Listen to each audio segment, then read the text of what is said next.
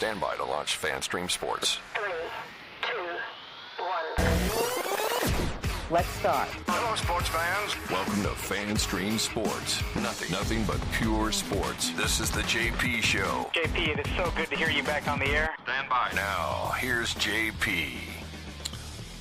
All right, welcome into a Thursday edition of the JP Peterson Show as we're coming to you live from our Kingmakers studio in South Tampa. Brought to you by Genesis of Tampa and, of course, the Jeeves Law Group, JEEVES lawgroup.com. I am jacked up this morning. Had the morning walk on Bayshore, new morning routine, energy flowing. Oh, yes, fasting, doing the morning fast as well. And, nice. Yeah, so we got a lot going on. I'm extra hyped up this morning. Straight coffee, no creamer. And yeah, I'm ready to go. And the IndyCar Tim coming to you live from our Columbus studio. FanStream Sports Columbus being launched. What do we got? This. What do we got? Oh, nice. Windows in the studio. Nice. This is room over here. Nice. With the booze box set up. We got a front room in there with a couch. Tito's actually in there working right now. Tito's? Is he? Oh, wow. Yeah, Tito's in there working on the couch. I heard Tito's was working last night, too, for the boss. Yeah, he was. Yeah. Absolutely was. Boy. Yeah, so he can't make the morning show. I thought we were doing a little golf this morning, but no, not going to make it. Can't post. Don't think so. I thought golfers were good at playing with hangovers. I thought that's something you had to perfect if you were a professional golfer. Maybe he's not as much he can't answer the bell. Yeah, maybe he's not as much of a professional as we thought. Clearly. Yeah. So, yeah, we're jacked up this morning, ready to go. Adam Slivon is going to join us from Pewter Report. He was at yesterday's practice in Pittsburgh. He will be at today's joint practice in Pittsburgh. So we'll get the latest on what's going on with Antoine Winfield Jr., who is now hurt. We don't know how serious, but it's a lower leg injury.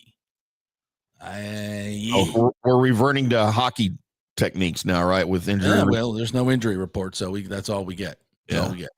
So, and having, since he had a knee injury and a foot injury last year, that ain't no good. No. Yeah, and he's been having a great camp. So we'll monitor that. We'll talk about some Bucs here. Josh Queipo will join us as well, also from the Pewter Report, does great film breakdown. So we're going to look back on game one, what we learned, and look ahead to game two, what we will see in joint practices today and in the game on Saturday night. So lots of Bucs talk. We'll get to some college football. Anything you guys want to bring to the table, of course, it's always an open forum here. Right in the comments. You can do that on YouTube. You can do that on Twitter. And you can do that on my Facebook. I think my Facebook may have been hacked. Uh-oh. Yeah. I got this morning, I was getting up and I'm trying to log in and it says, there's been a login from someplace in South Florida. I'm like, well, I ain't in South Florida. I'm not in Miami. Like the Crossings or something. Ooh. I'm like, what? But I have the double authentication. So there was no text sent. So I don't know what's going on with my Facebook. But if anything untoward shows up on my Facebook today, you will know that. And you know what? Wasn't me hacking you because I'm in Columbus. Right. Yeah, it wasn't you hacking me. So no. Yeah. So anyway, we'll get it started. Well, before we get started, it was a egregious mistake by intern Danny today. I think I have a shot of him over here. Let me see if I can add him to the stage here. Can we add him to the stage? Yeah, I got it. Right. Yeah. There. Where'd he go? Can't see him. No, the other camera. Can't see him. Yeah. There's intern Danny. There's another wide shot, too, if you wanted to show that, because that shows his Chick-fil-A. So here I am, fasting, and he walks in with Chick-fil-A. Danny. Is there anything worse than trying to fast? Is there any better food smell than fried chicken and biscuits? Danny. I bet. I ask all of you Petermans out there, is there a better food smell than biscuits and chicken? Oh, I'll say this. It must have been a little cold because it wasn't wafting through I can't smell it right now, but if I did, I'd kill him. We were talking about this, Timmy. Danny, you have anything to say for yourself? Even though you don't have a mic on. That's fine. I'm in here. See how many cameras we have in here? I mean, we have my backpack interview today. There he is. There he is. And then you can see this my head's in the way. See his Chick-fil-A spilling out over the desk. Probably got hash browns too. The Chick-fil-A hash browns. Holy Jesus, are they good? Oh, they're the best, man. Oh. And 3 things I didn't want to smell this morning: just Chick-fil-A chicken, biscuits, and their hash browns. Yep. So that's what I'm dealing with this morning. But I'm disciplined. I didn't go over there knocking out and taking food like most of you would have. I didn't do that. I just said, okay, I can handle this. I'm disciplined. I'm going to do this. So anyway, so what if you would say, what are your top 3, 4, 5, whatever you guys want to do? So I'd say the top food smell for me is steak on a grill. Steak on a grill or a smoker, red meat smoking. I mean, that's just like Pavlov. Pure America right there. I mean, it's just, what I live to like a block and a half from Burns. So if the wind is wafting towards the house, holy moly. I just want to run over there and break through the doors and run into the kitchen. Say, I'm here for my tour. I need some red meat. So I'd say steak on a grill. And then I used to live across from a Publix, and I walk out and they're frying chicken. Oh, Jesus. And I'd be like, oh, got to go in and get some chicken. Got to go get some fried chicken. So steak on a grill, fried chicken. And then I'd go biscuits. Biscuits baking, or that's another one that'll just get me thrown for a loop. Trying to think of what else. Oh, and then mom's sauce. Roxy's. Well, I walked in from college and Roxy had a pot of sauce on with the meatballs already in there. Oh, Lord. That smell. And you know how smells bring back memories for you? They just bring back memories. When you smell something, you're like, that brings back a smell. So that smell and garlic in the kitchen. Garlic in the kitchen, the smell of sauce. Oh, man. That just, it's going to be a hard fast this morning. But anyway, what are your top 3 kids out there? Wait, let's get this out of the way. Why are you fasting? You said you needed to. I got to lose 10, man. I got to lose 10. Why? Says me, number 1. So I was checking the shots in here the other day, and I'm moving from seat to seat to get all the camera shots set up. And I got a side view of me sitting, which I could probably do right here, and it doesn't look as bad. But I was a side view of me sitting, and there was just this fat going over the belt, and there was some significant back fat as well. I was wearing a tighter shirt, and I was like, oh my God. I immediately text Ashley. I'm like, how do you not tell me? She says, you're not fat. I can tell when I put my arms around you. I'm like, no, that's fat. That's bad. That's bad. So I'm on a quest I got to get down to. So my natural weight is about 220, 222. That's my natural weight.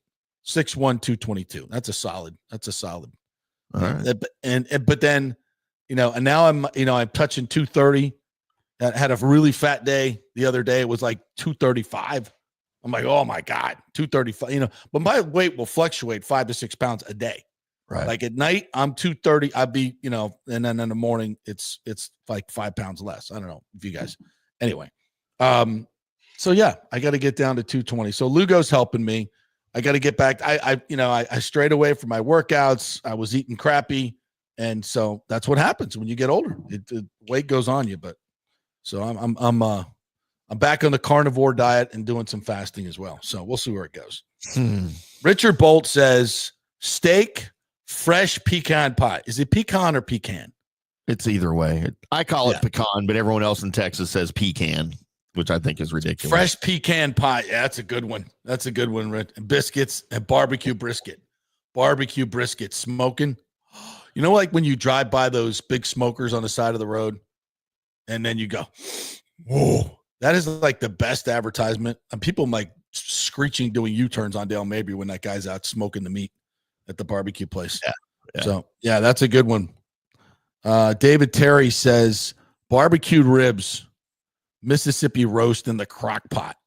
Oh, Mississippi roast, pot, right? Like, because it just permeates the entire house. What's a Mississippi roast, David Terry? I'm interested to know what a Mississippi roast is. That's a part. to a regular roast. I used to think that was a sexual. Just not as educated. Hey, what'd you do last night? Mississippi roast with my girlfriend. Yeah. Oh, yeah. Yeah. By the way, that was just, I lived in Mississippi. I'm allowed to, the schools are horrible in Mississippi. So just, I think we by all the know way, that, they're yeah. not so good in Florida either. They're great in Texas, not. Public schools in general. Woo, Lord. By the way, I pissed off by the way, I got to get this story out of the way real quick. I pissed off a lot of the Columbus, Ohio State fans that I've met since I've been here because Johnny picked me up from the airport yesterday and we drove by this like little pissant high school football stadium. And I was like, oh, is that the Horseshoe? All the people. And I was like, hey, we drove by the Horseshoe earlier. And Johnny's like, no, that's a high school stadium. And everybody in the bar was like, are you disrespecting our Buckeyes? And I said, go blue. Those people are thin skin. I thought I was going to get strung up. Ohio State Buckeye fans are thin skin, to say the least. Man, they are. To say the least. As far as obnoxious fan bases go, they're definitely in the top 3. I got lists this morning. I got lots of lists this morning. Lists. I would go most obnoxious fan base. I'm sorry. It's here. Mm-hmm. If you're a Seminole, it's Florida. It's Florida, Miami. They 1-2. Miami's worse because most of the obnoxious people never went to the University of Miami. They're bandwagon fans. They only show up for big games and they didn't go to the University of Miami. So they're obnoxious. University of Florida fans. Oh my God. They were, until they'd actually won. They're better now. Before they actually won a national championship or an SEC, they've been playing for like 100 years and never won the SEC. Right. They were the most insecure people you would ever talk to in terms of fans. But now that they've won some stuff, they're actually better. I could stomach them. But yeah.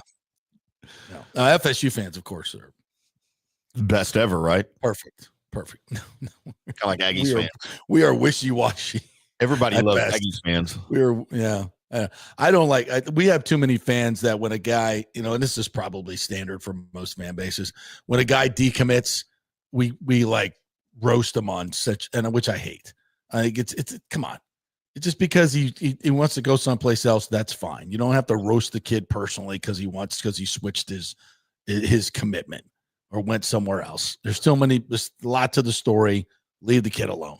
But I hate when fans do that. And FSU fans do that way too much because guess what? There's a transfer portal. They might come back. Dumbasses. It's like, duh. All right. So anyway, the Rays win last night, 8-2. Belau hits a 458-foot home run last night, but on a pitch that was down and away to left center. He's having a hell of a year. 24 home runs. That's 5 home runs on the road trip. And Caminero went deep. His 34th. That's 6 home runs in his last 7 games. My when I was joking about him getting into the home run derby and ruining his swing, it's pretty much dialed him in. It has dialed him in. He has been fantastic. Problem is, and Chandler Simpson got on a couple times last night again with the bloop. I love this kid. I love watching him play. I can't wait till he gets, some experience at the big league level and becomes a really great base stealer. Right now, he's still learning how to take leads, how to pick up little nuances from pitchers. Hope in the offseason he goes and works with some like really, really good base stealers, the great ones over the years, and just learns how to steal bases because he's got the speed and he's got the want to, and and more than anything, he's got the ability to get on. He had a little tapper to first base last night. And it was like, no, once he gets it past the pitcher, he gets no chance. And even if the pitcher gets it, he's not going to beat him to first. Yeah. So scored a couple of runs last night. He's learning. His defense is getting better and better. I'd like to see him stay in center field instead of Savannah Banana. I don't know why he's not playing in center field. That doesn't make any sense to me. But, because this season, it's over. They're not going to the playoffs. He needs to learn how to play center field in all these. Of course, that was a minor league park. But when they go to San Francisco, he needs to learn the angles and the sight lines on all these parks and play center field because that's where he's going to play. But anyway, two home runs last night. Caminero, I don't know what more you can say about this kid. But the problem is those guys are really the only guys that are hitting. Everybody else, I think, on this road trip is hitting like 130, and those guys are hitting like 400. And there's just nothing else in the lineup. And luckily, the pitch that Bilau hit out was actually a good pitch, down and away. The one Caminero hit out was a mistake. He get two-seam fastball that went right back to the middle of the plane. It was like, yeah, that's leaving the park.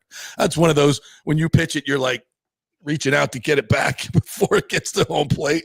You knew, because that thing was just went right back into the middle, and it was crushed. So the Rays take 2 out of 3 from Anaheim. They take 2 out of 3 from the A's, and then they get swept by the Mariners. So all in all, not a bad trip. Now they go to San Francisco, but they're just, in my mind, just too far behind, and they don't have a complete enough team to make a run. Starting pitching outside of Rasmussen has not been great. And the bullpen is still uneven, and you got basically 2-3 hitters in the lineup, and that's just not going to get it done. You're not going to go 10, 12 games over 500 the rest of the way with this crew. It's just not happening. But I would like to see some of these young guys come up, learn the game a little bit, but there's 40 games left. Caminero, can he get to, well, he's certainly going to get to 40. And I don't think he's going to, what's the record? 46, Pena? Check that for me, Danny. 46, I believe, is the franchise record. That's in play. As hot as he is, I think that might be in play. The franchise record for home runs in a season. Carlos Pena, I think, had 46. I think that's so. In his second year, Caminero could do that. And maybe he'll set his sight on. That's something to watch going down the stretch. I think that's doable, as hot as he's been. So, anyway, that's the Rays update this morning. So, not a lot happening with the Rays right now, right? Like, it's kind of hard to talk about them because there's just not a lot going on. And, I mean, the season's over, so it is what it is. Yeah, we got to talk about them, though. No, I know. I didn't say we didn't talk about it. I said it's kind of hard to talk about them. Yeah, absolutely.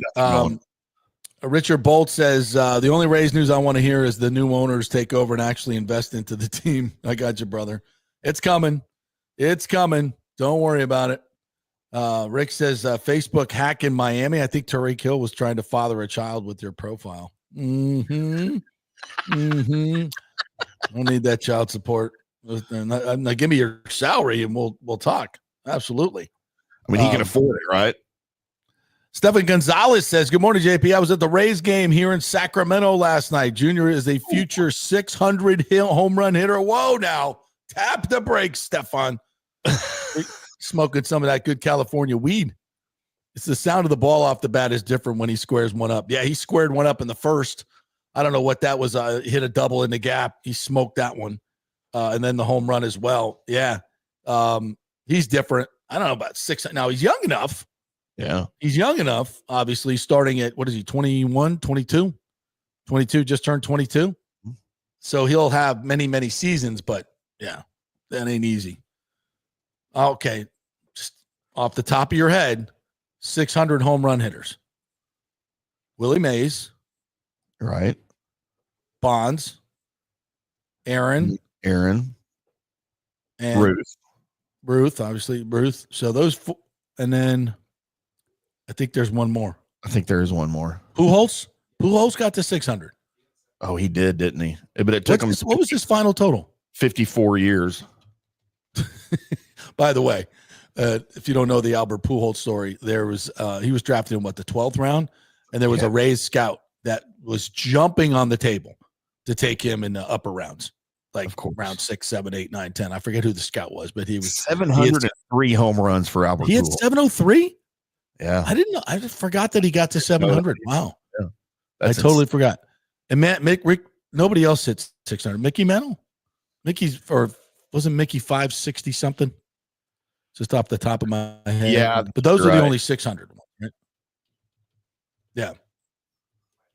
530, 536. Yeah. So 600's that's a lot of home runs. But he's starting young enough, and you could say, yeah, he's got a shot. But here's the question: if he hits 600 stuff on, will he do it all in a Rays uniform? The answer now is yes. Can you imagine? Like, it's unthinkable. if you're a long-suffering Rays fan, like many of us are, it's unthinkable that we would have a guy play his entire career for the Rays. Oh, I'm about to tell you a name in the 600 club, and you're not going to like it. Oh, hold on. I thought there was one more. No, there's more. There's more than one more. Some of these guys, I must have just blocked them out of my mind. Ed Williams? Let me go down the list here for you because there's a bunch. McGuire? Is McGuire? Obviously, Jr. Yeah. The so-called King, 762 Bonds, Hank Aaron, Babe Ruth, Albert Pujols, Alex Rodriguez. He got to 600? Willie Mays, Ken Griffey Jr., Jim Thome. Jim Thome's in the 600 club? 612. Sammy Sosa. Yeah, I don't count him. And that's it. Yeah, so it wasn't a lot more. So I don't count Sosa. I didn't know, but I forgot Thome. You don't count Sosa, you can't count Bonds, which I don't count him. Well, I don't count either one of them. Yeah. Oh, I count. Like I'll put Bonds in the 600 club. Like he deserves that. But no, he doesn't deserve. He's not the single season home run leader, and he's not the all-time home run leader. Never will be. I had no idea Alex Rodriguez because I just me neither. That's another one I block out. So so actually, I'm just talking about the real 600 club, not the fake one. So Griffey's a legit 600. Yeah, he's legit. He's legit. Yeah, he's the one I forgot. And Jim Thome, though, how about that? Yeah, I'd forgotten about that. And he's legit. We'll put him in the legit club, right? Jim Thome got to 612 in 8,167 at bats. The second fewest of anyone in the club behind Ruth, who took only 6,921 at bats to hit. By the way, did you see the other day the one thing I retweeted about Shohei and Ruth? Yes. I got to recall that. That's a lot of tweets ago, but that was ridiculous. I don't think we mentioned it on the show. So their numbers. Let me see if I can go back and find. They're ridiculously similar. They're almost exactly the same after the same amount of games. Like unbelievable. It's almost like the Lightning and the Lightning and Panthers series.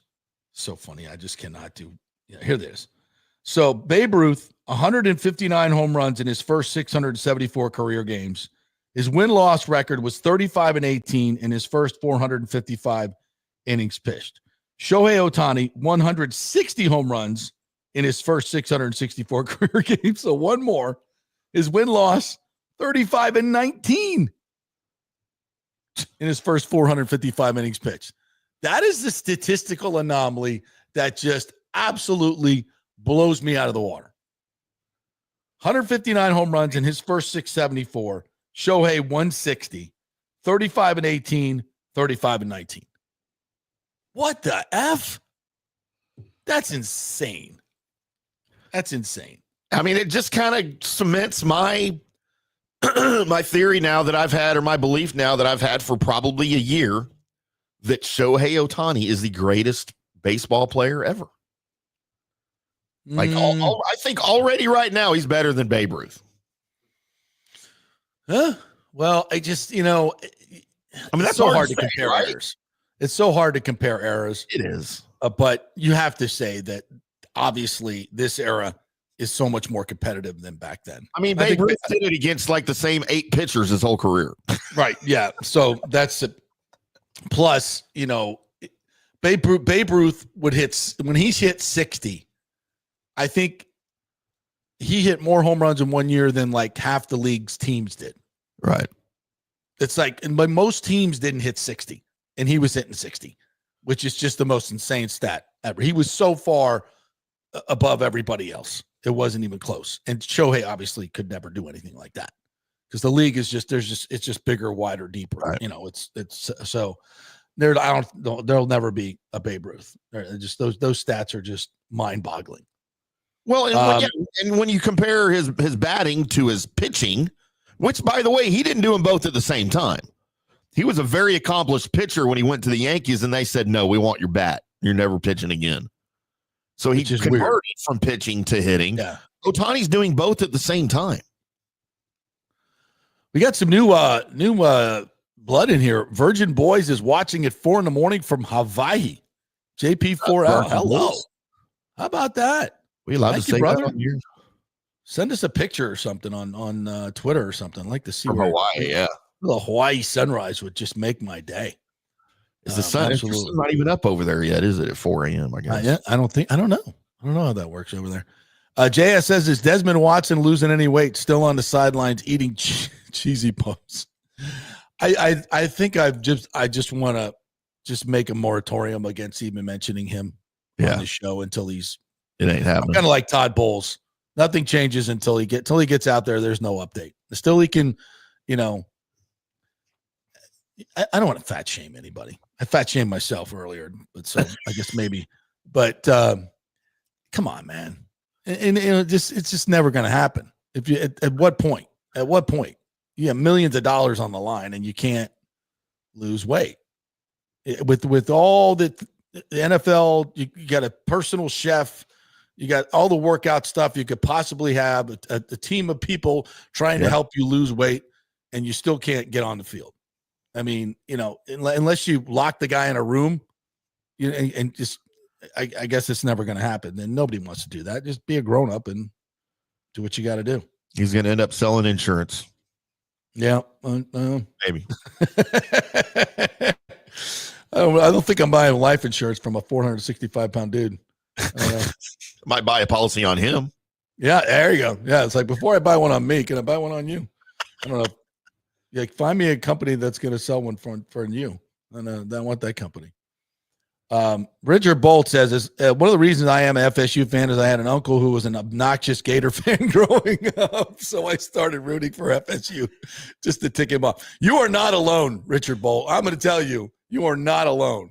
Because I think the reason I became an FSU fan was the same reason. So I had a bunch of my friends who were Gator fans, and they were obnoxious. And in Bobby started getting in 1980, 81, we went to the Orange Bowl, and FSU went to the Orange, and I became an FSU, and I went to the Bobby Bowden camp too. It's a weird, right? Yeah, saw Coach up there. Coach called us out one day because we violated curfew. Our whole team did. That's a great story, by the way. Maybe I'll tell that sometime. Coach Bobby Bowden. Where's those boys from South Broward High School? We're going to show you what happens to boys who don't come around for curfew. That's South Broward boys. Line up on the line. They ran us till we threw up. That was fantastic. Good job. Good job, boys. Way to Good go. job. Well, we found out where the FSU pool was at 2:00 in the morning coming home from the first. We did find that. The diving boards worked really well at 2 a.m. after you hop the fence. Yeah. The high dive especially. Yeah, that was fun. All right, we'll take a break. When we come back, Adam Slivon is going to join us live from the Steel City of Pittsburgh, where the Bucs will be working out, doing joint practices with Mike Tomlin and the Steelers today. We're brought to you by the Jeeves Law Group, JEEVES lawgroup.com. Go to the website, contact them through there. They will give you a free case evaluation, whatever your legal issues are.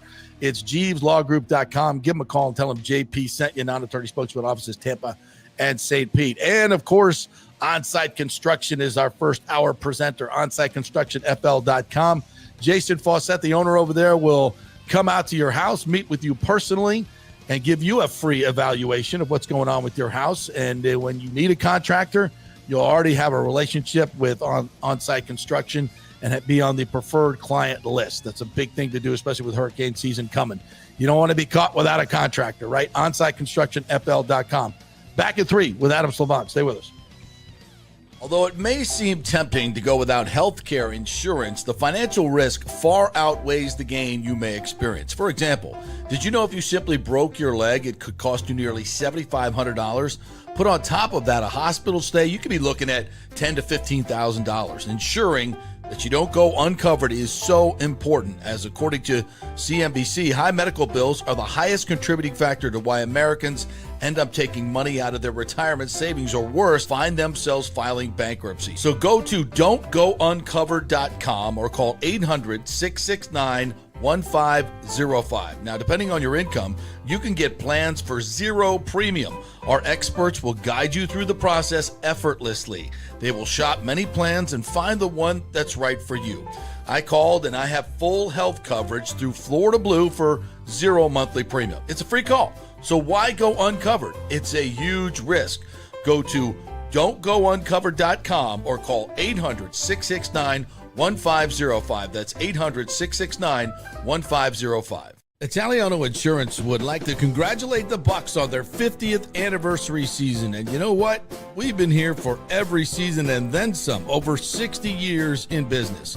We've seen some smart coaches with great game plans, but if you don't have flood insurance or business insurance, that's a terrible game plan. That could ruin you financially. You don't want to take that L. So call 813-877-7799 and let their friendly agents quarterback your insurance and save you big money. Italiano also sponsors our FSU report every week, so go Noles. 813-877-7799 or go to italianoinsurance.com. JP here for Riveters, our new official sports bar and grill of the JP Peterson Show. And just like our show, no BS, no corporate chain feel, just amazing, authentic folks serving great comfort food in a casual atmosphere at unheard of prices. Riveters is located just south of Raymond James and Steinbrenner Field on Dale Mabry, walking distance to the park, so free parking, great place for pregame and postgame. Let's talk about fresh food. Nothing is frozen. Burgers, wings, prime rib, roasted fresh daily, never frozen. That makes a huge difference. The mahi, the salmon, also super fresh.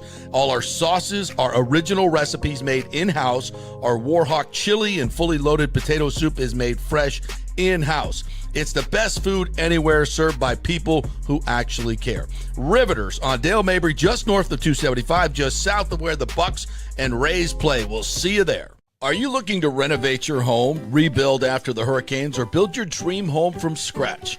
Well, let me tell you about my friend Jason Fawcett and On-Site Construction. They have over 1,450 satisfied clients, 25 years of experience, over 500 designs, and a talented team of over 40 construction professionals. They believe building something exceptional begins by truly focusing on all the details, even the smallest ones.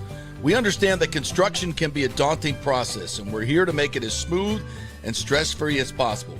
Quality is non-negotiable at On-Site Construction. We use the finest materials, employ the most skilled tradespeople, and adhere to the highest industry standards to deliver a product we're proud of and that you're going to love. Our project management is meticulous with a focus on completing projects on time and on budget. Your happiness is our primary driver. So give us a call at 813-579-5789 or check out our incredible website at onsiteconstructionfl.com. Are you having legal issues with a business partner or other legal business issues? The attorneys at Walters, Levine, and DeGrave can help. Call 800-616-0384 for a free consultation. At Walters, Levine, and DeGrave, we've redefined what a law firm can be with top-tier attorneys, personal service, and 26 years of success. From business law to civil litigation, we deliver smart, client-focused solutions. Walters, Levine, and DeGrave recently won a $6.4 million jury verdict from a large real estate developer, and they can win for you too. Walters, Levine, and DeGrave. Let's solve it together. Not attorney spokesman. For a free consultation, call 800-616-0384 or go to walterslevine.com. Offices Tampa, Sarasota. Let's go. Right now, back to the show on FanStream Sports. All right, welcome back to the Kingmaker Studio here, brought to you by the great folks at Riveters, our bar grill, the prime rib tacos. Oh, absolutely phenomenal. And the great happy hour that they have there, $3 domestics, $5 well drinks, all the great food. And on Wednesdays, you can get $5 wing Wednesdays. So much good stuff going on at Riveters. Check them out and head on over there before all the Rays games. We got some Rays home games coming up. And for Ray J this weekend, when you're going to the Bucs game. Oh, they're on the road this weekend. They'll be there next weekend. So definitely had to stop on over to Riveters. All right, they're on the road. And that's why we bring in Adam Slivon from the Pewter Report, who joins us live from the Steel City. What's up, Adam? How are you, my friend? JP, I'm doing great. Happy to be on with you. A little bit overdue. Yeah, absolutely. We've been meaning to get you on. Now, does Reynolds have you in a 5-star there? It looks like a nice hotel room behind you. He got you in a 5-star? Nice place? Not quite a 5-star, but still a really nice hotel. Downtown Pittsburgh. Enjoying the view. Great view of the city. So he's taking care of us. Nice. Have you been to Permani Brothers yet? You got to go to Permani Brothers for a big sandwich. We went yesterday. Yeah. It was great. Lived up to the hype for sure. What'd you get? What'd you get? Tell us all about it. I got the Pittsburgher, so kind of like a cheeseburger, like their version of it. And then they put the fries on the sandwich, some tomatoes, coleslaw on the Fries side. on the sandwich. Fries on the sandwich. Like they melted in there with the cheese. That's what's wrong with it. It's one of the many things. Cheese fries on the burger. Nope, I'm out. Tim, you're out on that? I'm out. Really? I don't need my fries on my freaking burger. All right, Pittsburgh, stop screwing up my burgers. I don't know. I'm kind of intrigued. I think I might do that. All right. You probably also like eggs on your burger too, don't you? No eggs on the burger. No eggs on the burger. I'm but out. fries mixed in with the like cheese fries on a yeah. I think I might go for that. Yeah. All right. First things first. Antoine Winfield Jr. I think Bowles said yesterday he's got a lower leg injury. What do we know? Anything? Yeah, so he said that he had a lower leg injury. He was sore. He's missed the past 2 practices. I wouldn't put a lot of weight into Winfield being out for much longer than maybe today's joint practice or the second preseason game. I think it's more of a precautionary measure. Like he's a star player. You don't want to put him out there. What you really want to see is the undrafted defensive backs. You want to see J.J. Roberts, Shiloh Sanders, how those guys look. You already know Winfield's a star, so holding him out isn't the worst thing. Yeah, I'm starting to get a bad feeling for we got obviously Godwin probably going to start on the PUP list, right? I mean, we haven't seen him run at all. Nope. And we're 3 weeks out, so it looks like he's going to be on the PUP list. Now, Wirfs, we think he's not going to be on the PUP list, right? That would be my assumption. He's out there moving around. Like he's trending well and in the right direction. He might miss the first couple games, but I don't think they're going to hold him out the whole time. Yeah, it's when you have a promising season like this and a great roster, it's like the one thing that can derail you, as we all know, is health. So the more these things start piling up with star players, the less we like it, but it is what it is. What did you learn from practice yesterday? I know they practiced amongst themselves at Carnegie Mellon. What did we learn? Yeah, I know you'll be happy to hear that Teddy Bridgewater, he was playing a little bit more. He was kind of splitting second team reps with Kyle Trask. I thought he looked great. He had this beautiful kind of like back shoulder throw to Jacob Harris along the left sideline and beautiful arc to it. Probably one of the best throws I've seen all at camp. And he also connected with Ryan Miller for a touchdown in the end zone. He looked pretty good. Bulls said after that he knows how to run an offense. So I think Kyle Trask is going to start the season as quarterback 2. But having Teddy Bridgewater as that quarterback 3, he's going to push him hard. And JP, I'd argue it's one of the best quarterback rooms in the NFL, top to bottom.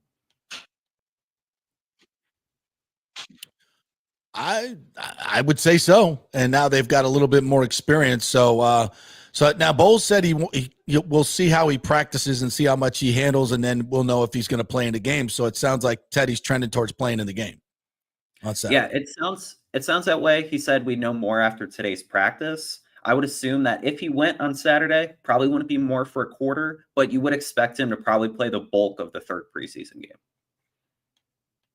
Nice. Well, and just long term, we had Scott on yesterday, and he and I were kind of going back and forth. And, I think Kyle's going to be your backup quarterback going into the season. But I think the more Teddy sticks around and the more he learns and the more he plays, I don't know. To me, I think if you're bringing in Teddy Bridgewater, it's because you don't have full confidence in Kyle Trask being the backup. Is that a fair representation? What do you think? I mean, he's only thrown 11 NFL passes, and like they have Connor Bazelak. Like they could have been fine, like keeping him as a third quarterback, but they brought in Teddy Bridgewater. They didn't bring in Joe Schmo off the street. They brought in a guy who's made a Pro Bowl, started 65 games. He's won 33 of them. So he has a lot of experience, and it's kind of like when Blaine Gabbert was in the quarterback room. Like you have that experienced arm you can turn to when you need to win a game. Mm-hmm. All right. Who else looked good yesterday or looked bad? Any other observations? The secondary as a whole really looked good. And JP, one observation I had was the communication. Like they were loud. They were vocal yesterday at Carnegie Mellon. And I talked to Zion McCollum after practice, and he's like, we're playing as one unit. And you saw that Jamel Dean had a couple pass breakups. Izzian had a funny pass breakup where he made the play on Garrett Green, and then a player on the side, he's like, man, you have baby ass arms, but he made him work that time. And then Javion Farr, the new undrafted corner, they had him in for rookie minicamp. He had a pass breakup, and man, he didn't even know the defense. So I thought the defense looked really good yesterday too. Well, that's one of the things I noticed from the very beginning of camp is the increased chatter on the defensive side. I even asked Bowles about it a couple times. And, obviously we already know that the corners and safeties are now in the same coaching room, which when I found out they weren't, I was like, well, that's weird, especially as all we've heard for 2 years is with miscommunication in the back end, I'm like, so, okay. Oh, we put them in the same room. There's a good idea. Yep. And more than that, though, I just think there's an emphasis on guys talking to each other, because to me, it was plain as day from the first few days beginning in practice. I'm like, wow, that's different. And you heard it more yesterday too. Yeah, and you're starting to see the talent really show through with the secondary. I mean, like, there's always been talent there, but it's always been the communication lapses and guys playing off coverage. Now they're playing tighter, more suffocating coverage. You saw that throughout practice yesterday. And there was a really good play where Zion McCollum was trailing Jalen McMillan from the right to the left. And then the quarterback, he dropped back. He was looking for Payne Durham, and Servassier came out of nowhere to get a pass breakup. And just kind of seeing all the elements of the defense being able to play in sync, I think is going to be huge. Yeah, last year, I think the Bucs led in a dubious category of receivers' biggest separation. I mean, I think that was something, it was a really bad number, and by a lot. And this is a totally different scheme, it seems like. I know they haven't flipped the scheme, but it's maybe philosophy is the better word. There's no soft zone coverage is gone. Thank God. This just looks completely different. And I think you're going to see kind of more complementary football on the defensive side too, where like the pass rush, yesterday there was a lot of quick games, so you didn't see as much of the pass rush, but I think a better pass rush is really going to open up what Bowles is able to do, running those exotic blitzes, and then also trusting a secondary a little bit more, playing them up, playing aggressive. And I think you're starting to see that throughout camp. And man, you saw it during the preseason opener when they had 3 interceptions. Yeah. Adam Slivon talking to us from Pittsburgh, live from Pittsburgh, as the Bucs will do joint practices today. So what are we expecting weather-wise today for practice? Weather-wise, the rain, there's no rain in the forecast. It's going to be, good. I think, kind of an overcasty day, but high of 85. So much cooler than Tampa Bay, where it's been 95 pretty much every single day. And they'll be working out at the big stadium downtown? Yep. Yeah. That'll be fun. That'll be almost like game-like conditions.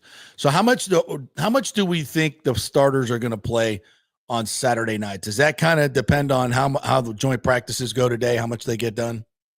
I would say so. The work that they put in today is really going to show, like, on Saturday who's in and who's out, because it might be a situation where Kyle Trask and Teddy Bridgewater are seeing a lot of snaps on Saturday, or maybe the last preseason game. But I think overall you are going to see more of the starters return, probably Bucky Irving. Hopefully Mike Evans doesn't see the field much in the preseason. Yeah, like, we don't need him out wrapped up. Yeah, you already know what you're going to get out of him. So I would expect a lot of the younger starters for sure. So as far as camp battles go now for roster spots, let's start with wide receiver. Typically they'll keep 5 or 6, right? And 6 guys usually return guy. So we know the first 4, obviously. Who's 5 and 6 at this point? What do you think? In my mind, it would be Tej Johnson, wide receiver 5, and also the return guy. And wide receiver 6, JP, I would say Ryan Miller. He had such a great preseason game. He's been in the system. He was with the team last year. He showed out. He looked like he could catch anything. And yesterday during practice, he made a couple really good grabs where he's using all of his body control to make these grabs. So I think Miller has a lot of talent. And I think you're going to see Sterling Shepard make the practice squad and kind of be that vested veteran where if there's an injury week 1 or week 2, you'll probably see him elevated. And Godwin starts on the PUP list. So yeah, we got Evans, Abuka, J-Mac, and then you counting Godwin as a 4th? And then we got Tez and so. Sterling. Okay, yeah, but he'll start on the PUP list. So maybe that opens it up for Sterling to make the roster, or maybe they just keep 5 and Sterling's on the practice. What about inside linebacker? We obviously know who the first 4 are with Levante, Voss, Anthony Walker, who really still hasn't practiced, right? He's still working on the side with his leg injury. So he hasn't practiced yet. Deion Jones. Yeah. So do they keep 5? And if they keep 5 or 6, it's got to be, I'm thinking it's Action Jackson, right? Because he's just, he's every practice, games, he's showed out. That's the guy. Yes, sir. Right? Yes, sir. You got to keep Nick Jackson. The way that he's played, his college background and pedigree, like he looks every bit of an NFL-ready linebacker. Having an interception and a sack. I mean, he made more plays last Saturday than the Bucs linebackers really made all last season outside of Levante David. So Action Jackson's for real. I like him I'd say as well. John Bullock probably. He's the practice squad guy. Yeah. So where do you think Shiloh is in the numbers? Shiloh Sanders. I think they probably keep 5 safeties with J.J. Roberts being that 5th guy. He can also play a little bit at nickel, be a hybrid. Shiloh's a practice squad guy in my mind. I think that he had a good game against the Titans. He showed his physicality, but just a little bit raw, I would say. And that would make him a practice squad guy. So you got Winfield, Tyke, Merriweather. Who am I forgetting? Izzy. And then JJ. Izzy. Yeah. People were surprised when Todd Bowles said Christian Izzian's made this team. And I'm like, why are you surprised? I think he's the best open field tackler in the secondary, frankly. He's everywhere. I know he's not super big or super fast. He's great instincts and a great ball player. And I love his tackling in the secondary. I think he's the best tackler back there. So it doesn't surprise me. And I think he's going to get a lot of playing time. What do you think? I think so too. And like you said, he's a football player. The last 2 seasons, he plays like 70% of the defensive snaps. He finds a way out there. He's like the perfect super sub, the 6th man, if you will. Like he can play a little bit of anywhere. They trust him. There's no question about that. All right. So what other camp battles are you looking at? Offensive line. I know they love Chikuma. I don't know if he's going to start on the active roster, but they love what they see from him. What do you see on the O-line? Yeah, along the offensive line, I was just looking a little bit more into Elijah Klein, and I think he's going to be a super valuable part of the group heading into the season. He could play at center, although he had that errant snap last week. I think he has a lot of promise. He could play both guard spots. He can also cameo a little bit at right tackle. Looking at the undrafted free agents, though, JP, Jake Majors out of Texas, I still want to see a little bit more out of him. He has a ton of experience going back to his time with the Longhorns. He was really at the center of their rise to prominence. So I'm going to keep my eye on him. And Chikuma, I think he makes the team, like kind of as that last offensive tackle, last offensive lineman on the roster. Really? So you think he makes the active roster? Well, I mean, he certainly has the size and the athletic ability. It's just, you're afraid that he's a little bit too raw. But from what I've seen in practice, he looks great. He looks every bit the part. Yeah, and they gave him. I don't know about the mental I don't know about the mental mistakes because we don't know what's being called, and and those are the things that you worry about a little bit with a guy that doesn't have a lot of experience. But just, I mean, from a physical standpoint, he definitely looks the part. Yeah, and he's somebody that they're going to be willing to take a chance on. They paid him $300,000, highest among all undrafted free agents, along with J.J. Roberts. So they don't want to put him on the practice squad just to see him go to another team. Yeah, that's true. All right, so what are you expecting? What kind of matchups are you looking for in the game and at joint practices today? What will you be watching?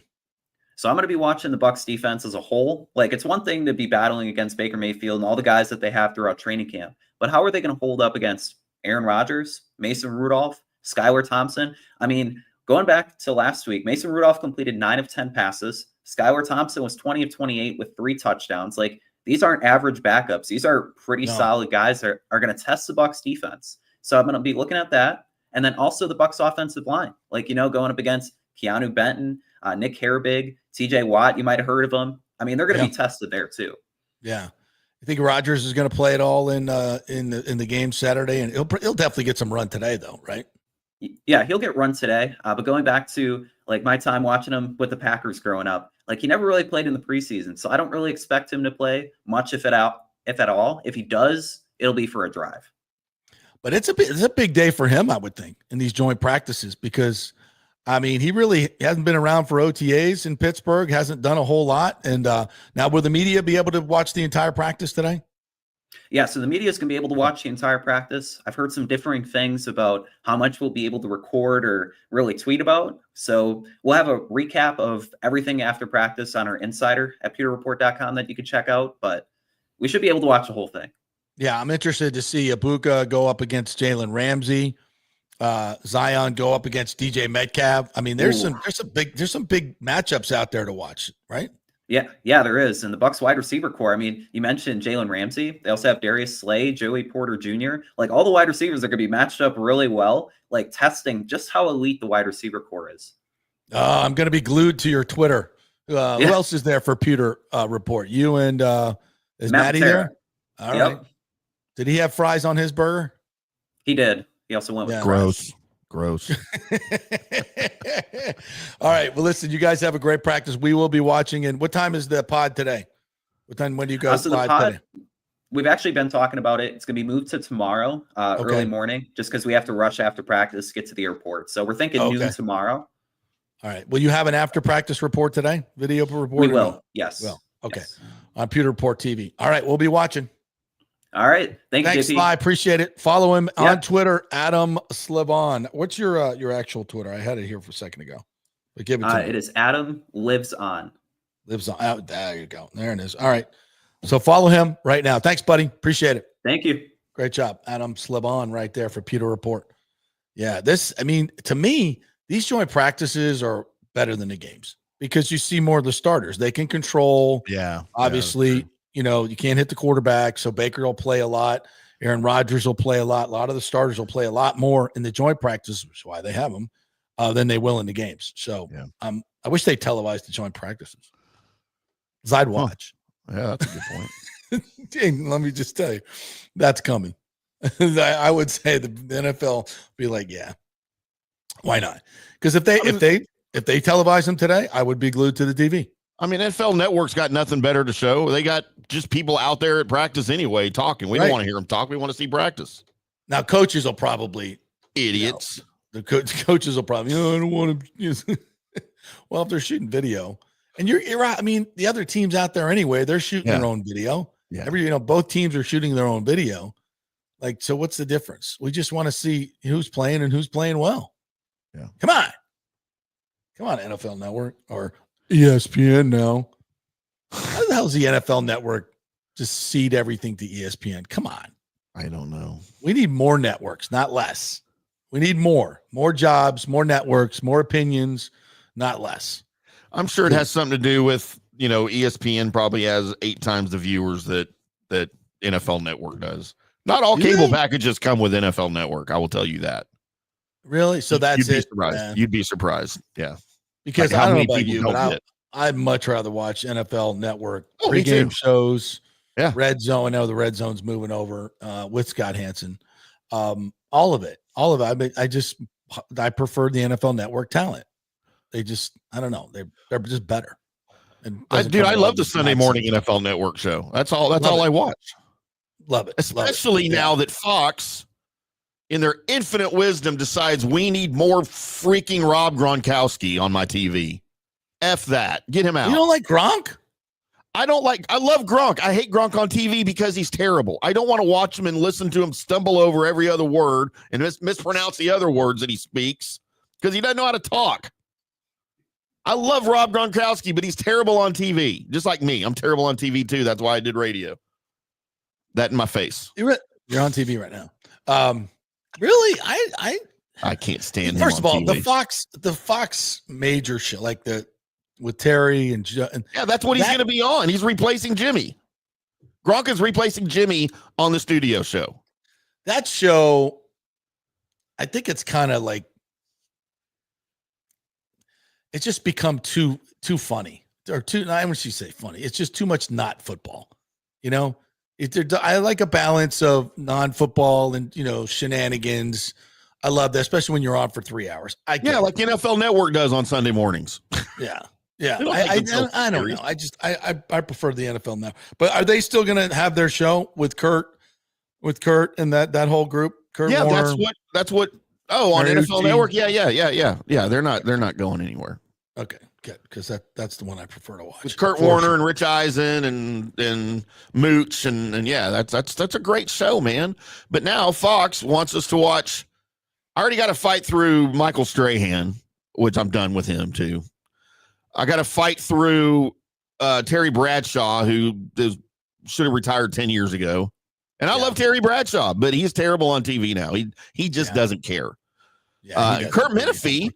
My buddy Kurt Menefee, who used to be the Channel 11 anchor in Dallas and worked for the same radio station I did back in the day, he's great. But he's got to fight. He also has to fight through Michael Strahan.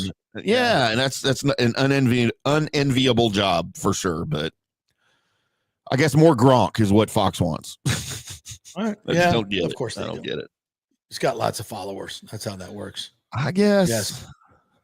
All right, back to the well, let's go ahead and hit a break. Let's hit a break. We'll come back on the other side and get to your comments and whatever you guys want to bring up. We'll talk a little bit more college football. And we got Josh Queipo from the Pewter Report. I recorded an interview with him last night talking about what he's looking forward to in tonight's game, and we review the last game as well. So we'll get that Bucs talk coming at you. Whatever you guys want to bring to the table. We are brought to you by the great folks at Italiano Insurance, 813-877-7799. Make sure you got your business insurance, your flood insurance. That's a must-have, right? Especially after last year. Even if you don't think you're in a flood zone, you never know. So make sure you got that. And shop all your insurance with Italiano Insurance. They could save you hundreds or thousands of dollars, whether it be auto insurance, home insurance, whatever it is. ItalianoInsurance.com or go 813-877-7799. Back in 3. From I do to I still do, the Golden Diamond Source is there for every special moment in your lives and mine. JP here for the Golden Diamond Source. I bought my engagement ring there, and so did my co-host Nick. Great experience. And no matter what your budget is, they will guide you from your first diamond purchase to upgrading your Golden Diamond Source diamond at 100% of its value for a bigger, better diamond. That's awesome. 100% of your diamond's value. You can't get that anywhere else. Enjoy their beautiful, relaxing bridal salon and select from the most extensive collection of diamond engagement rings, anniversary rings, and wedding bands. Julie and Steve Weintraub have always told me that they want to be your family jeweler, and that has been true for me, from special presents like birthstone pendants, tennis bracelets, even diamond studs. They have it all in one place. So if you want her to say I do or I still do, be sure to choose a diamond from the Golden Diamond Source, 3800 Olmerton Road, always online at thegoldendiamondsource.com. Getting old is inevitable, but feeling and looking old is avoidable. If you're feeling run down, your workout sucks, or your sexual libido is not what it used to be, check out Bay Area Modern Medical Center. That happened to me a few years ago, and I found out I had the testosterone level of a second-grade girl. That's not good. Our food, environment, and stress can cause your T levels to drop. Bay Area Modern Medical Center can help, and they are different. They offer customized hormone replacement for both men and women. Christopher Lugo and his medical staff can help you restore your energy, your sex drive, and your feelings of well-being. It was a total game changer for me. I have way more energy, lost 30 pounds, and I'm performing better in all areas of my life. Nobody wants to talk about sexual health, but it's key to a balanced life. We offer discreet treatments with real-world results. So if you're suffering from a lack of interest in sex, ED, or lack of sexual stamina, Dr. Lugo and his staff can help. Take your health care to the next level at Bay Area Modern Medical Center, 844-977-3477 or BAMMC.com. JP here for the Jeeves Law Group and my man Scott Jeeves, who lives right here and has long been a highly respected member of our community. He's a proud sponsor of the Tampa Riverwalk. Jeeves Law Group is also a proud sponsor of our Grand Central District in St. Pete and has neighborhood events throughout the year. He has an office on Central Avenue in St. Pete and one on South Howard in Tampa. You can't get more local than that. So when you need an attorney, you're going to hire some huge firm that advertises all over the state or the one that supports your favorite sports show. It's the Jeeves Law Group. We're local, we're trusted, and we get results. For personal injury and personal attention, call us for a free case evaluation. That's 8889-JEEVES. That's 8889-JEEVES. With this record heat in Tampa Bay, you better have your AC unit running at peak efficiency. Third Generation Plumbing installs the best American standard AC units. Our split systems offer the highest efficiency available while reducing energy bills and maximizing comfort. That's why Third Generation Plumbing trusts American standard air conditioning, built to last, made to perform.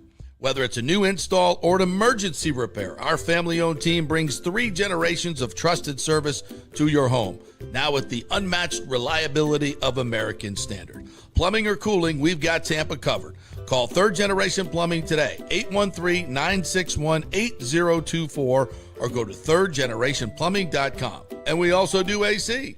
Ciao, Paolo Tini here, owner of Caffè Paradiso, voted number 3 People's Choice Award on Open Table. I want to thank all our loyal family of customers that have been enjoying our great traditional Italian dishes we make from scratch every day. It's a great family story we're proud of. Our family moved from Rimini, Italy in 1984. My dad, Caesar, started Donatello, and that's where I got the start in the restaurant business. I started Caffè Paradiso on South McDill in 1995, and we've been there ever since. From our traditional ossobuco, a veal slow roast for 4 hours, to our daily fresh catch, the Gruppo Paradiso, with a piccata sauce and lobster claw meat, homemade pasta like lasagna, farfalle salchicha, which is a bow tie pasta homemade with fresh sausage. Hold on a minute, JP's favorite. I love it. So come and have a glass of wine with me on South McDill. Get a reservation on Open Table and see all our 5-star reviews. Ciao, see you soon at Paradiso.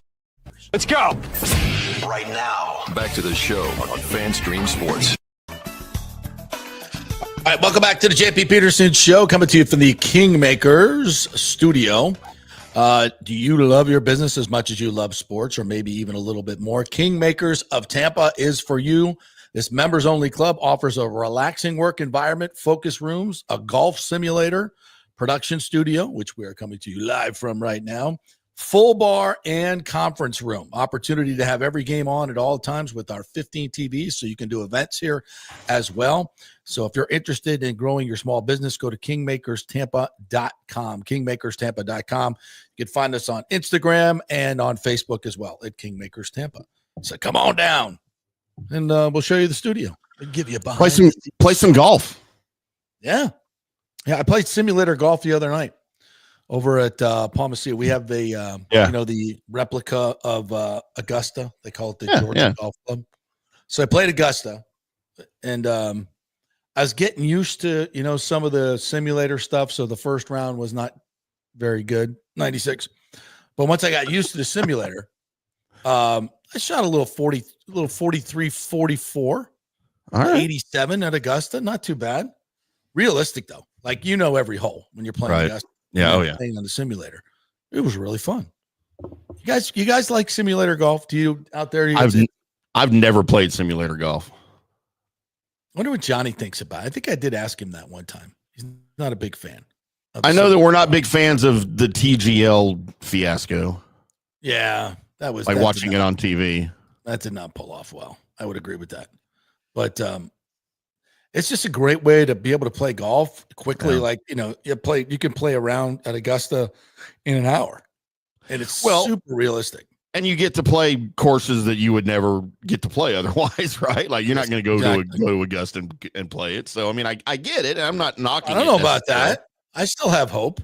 You're not going to play Augusta. I do know the chairman of Augusta National. That's he is true. one of the owners of the new baseball team. You know that, buddy of yours. Yep. Yeah. So Fred Ridley. Yep. But that doesn't mean anything, obviously. And I'm not. So do you think you could pick up the phone and look? Not even a phone call. Just text Fred and go, "Hey, Fred, I'll be in Augusta noon on Thursday. What time can I tee off?" I wouldn't do. I'm not. You don't do that. You don't do. You just wait. You wait patiently for a wonderful invitation that someday may come your way. Yeah. Hey, Fred, and next time you're back in Tampa, you can come hang out in the studio with me. We can play golf. I mean, when we were interviewing him in the Florida Sports Hall of Fame induction a couple of years ago, I may have kindly reminded him that he sent me a note card one time, thanking me for inviting him to my club at the time, and said he would reciprocate it sometime to his club. So, well, there you go. It's a gentle reminder. Reminder. But he didn't specify whether it was Palmacia or Augusta National. I don't think it was Augusta National. I don't think it was either. But I still have the note. But you can dream. I still have the note. So, which I was very kind of him. I did him a favor, and he sent me a handwritten note thanking me for the favor, and it was very nice. The dude is like, that's why he's the chairman of Augusta National. He is just an incredible human being, a great golfer. And the things he's done. I mean, you think of the things that he's done and brought to Augusta National and really kind of opened it up a little bit more, opened it up to the world while keeping it still very private and opening it up to the women's amateur, which I think was huge. more corporate spaces, more more television time, all that stuff that he has done and really changed and all to promote the game of golf as well. And he's going to bring that same mentality and innovation to the Rays. I mean, how cool is that? How cool is that? Just, I mean, I cannot wait for this whole new regime to take place and to really get in there. We talk about Junior Caminero. We're just doing the math here. 40 games to get 12 more to tie Carlos Pena, 13 to break to get to 47. So that's about 3 home runs per game, which is the pace he's on. So he's on pace to break the franchise record at 22 years old. So when the new group comes in, what do you think the first thing they're going to do is sign Junior Caminero to a long-term deal? Yep. And he's going to play, and there's a chance that he could play his entire career as a Tampa Bay Rays player. How about that being your first move as a new ownership group? I come to the table September, say we bought the team, and we'd like to announce. Yeah, that'd be great. Yeah. That's a really good idea. That'd be like Mike Evans being Jason Light's first ever draft pick. Yeah. Yeah, right? He's the cornerstone of your franchise. And what a likable guy, big smile, incredible player, great power. And maybe when I designed the new park, maybe I pulled that left field. Although he goes oppo, he uses field, so it doesn't matter. But maybe I give him a little short porch to play with. Why not? I mean, other teams do it for their hitters, right? If we're gonna design a park and we have a guy signed to a 15-year contract, you know what you really need? You know what you really need in baseball?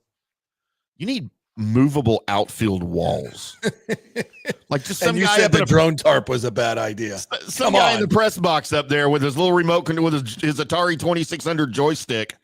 And Caminero's coming up the bat. Let's move that in about 10 feet. Fly ball to left field. The opposing team's coming to bat. We're going to move it back 25 feet. Or like during the play when the ball gets launched. Help it out a little bit. Left fielders running back and the fence is moving in at the same time. Wham. Sorry, dude. That's the game now. Sorry. That reminds me of or moving foul poles. So in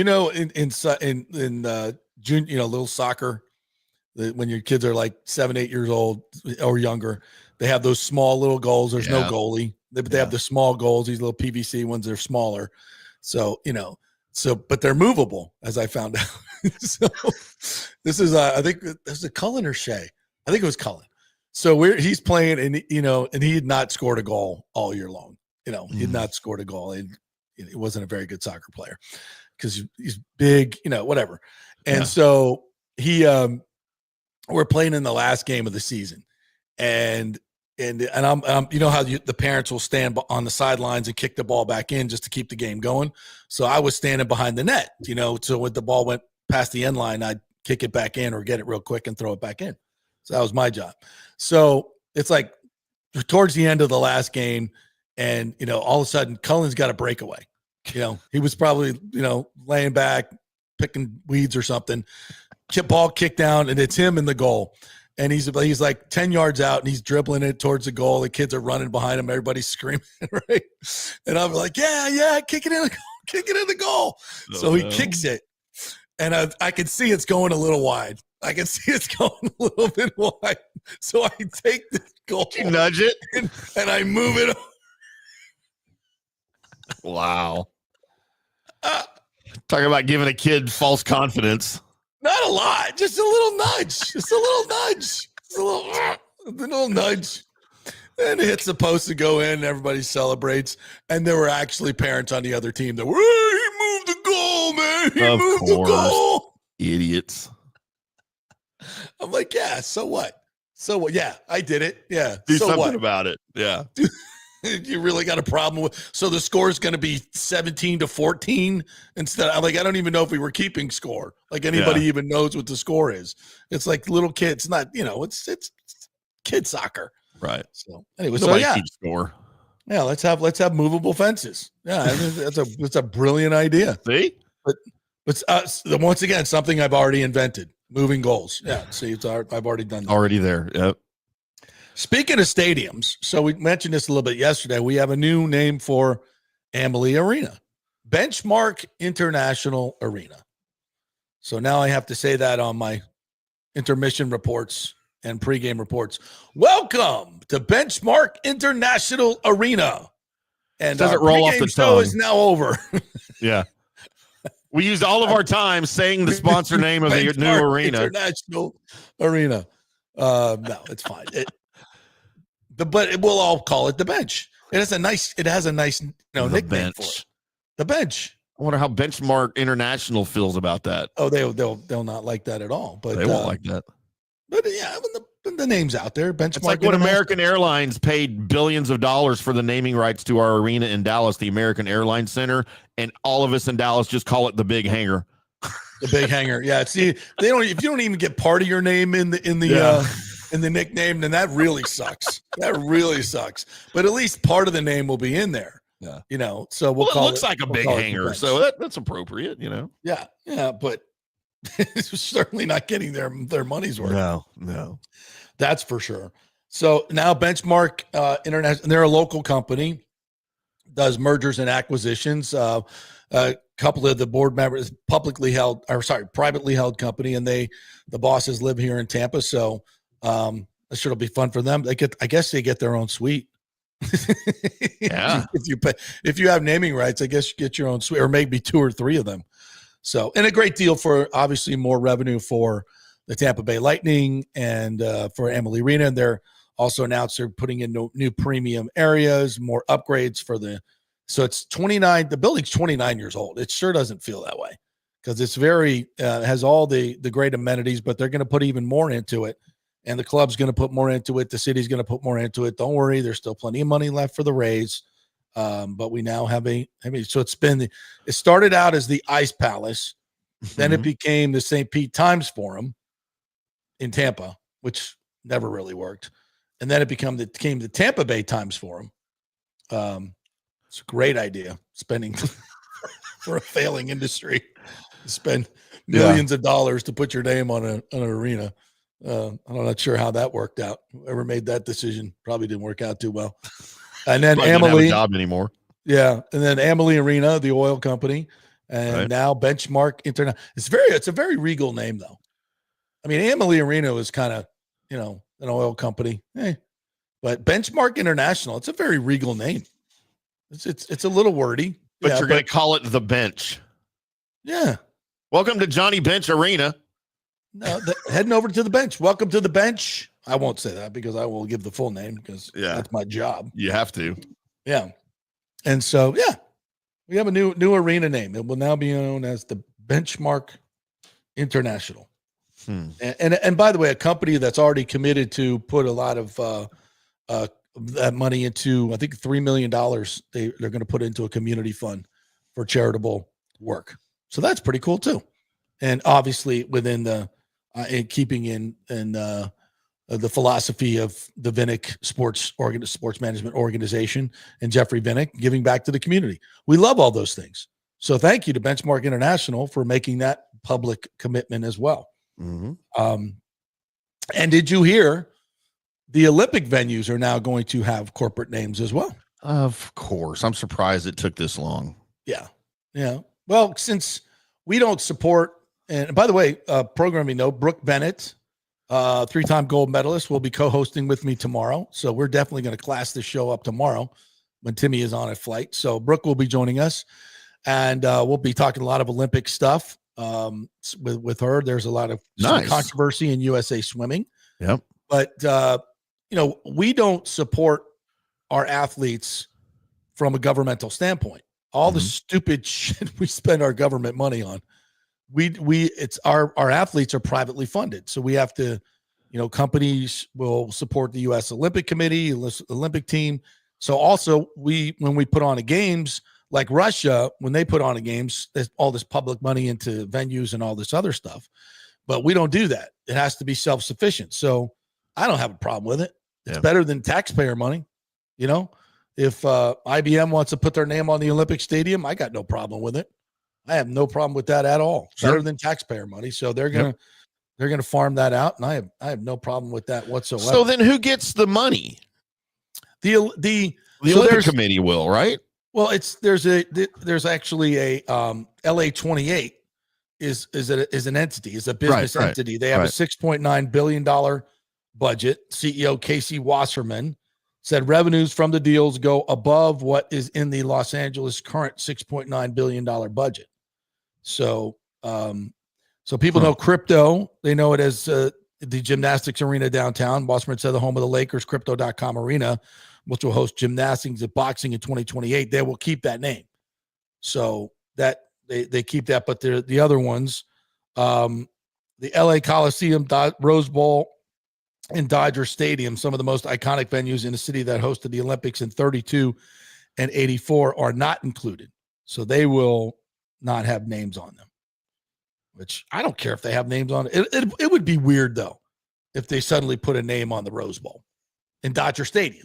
Like if they suddenly put a name just for the Olympics, it's now known as Steak and Shake Dodger Stadium.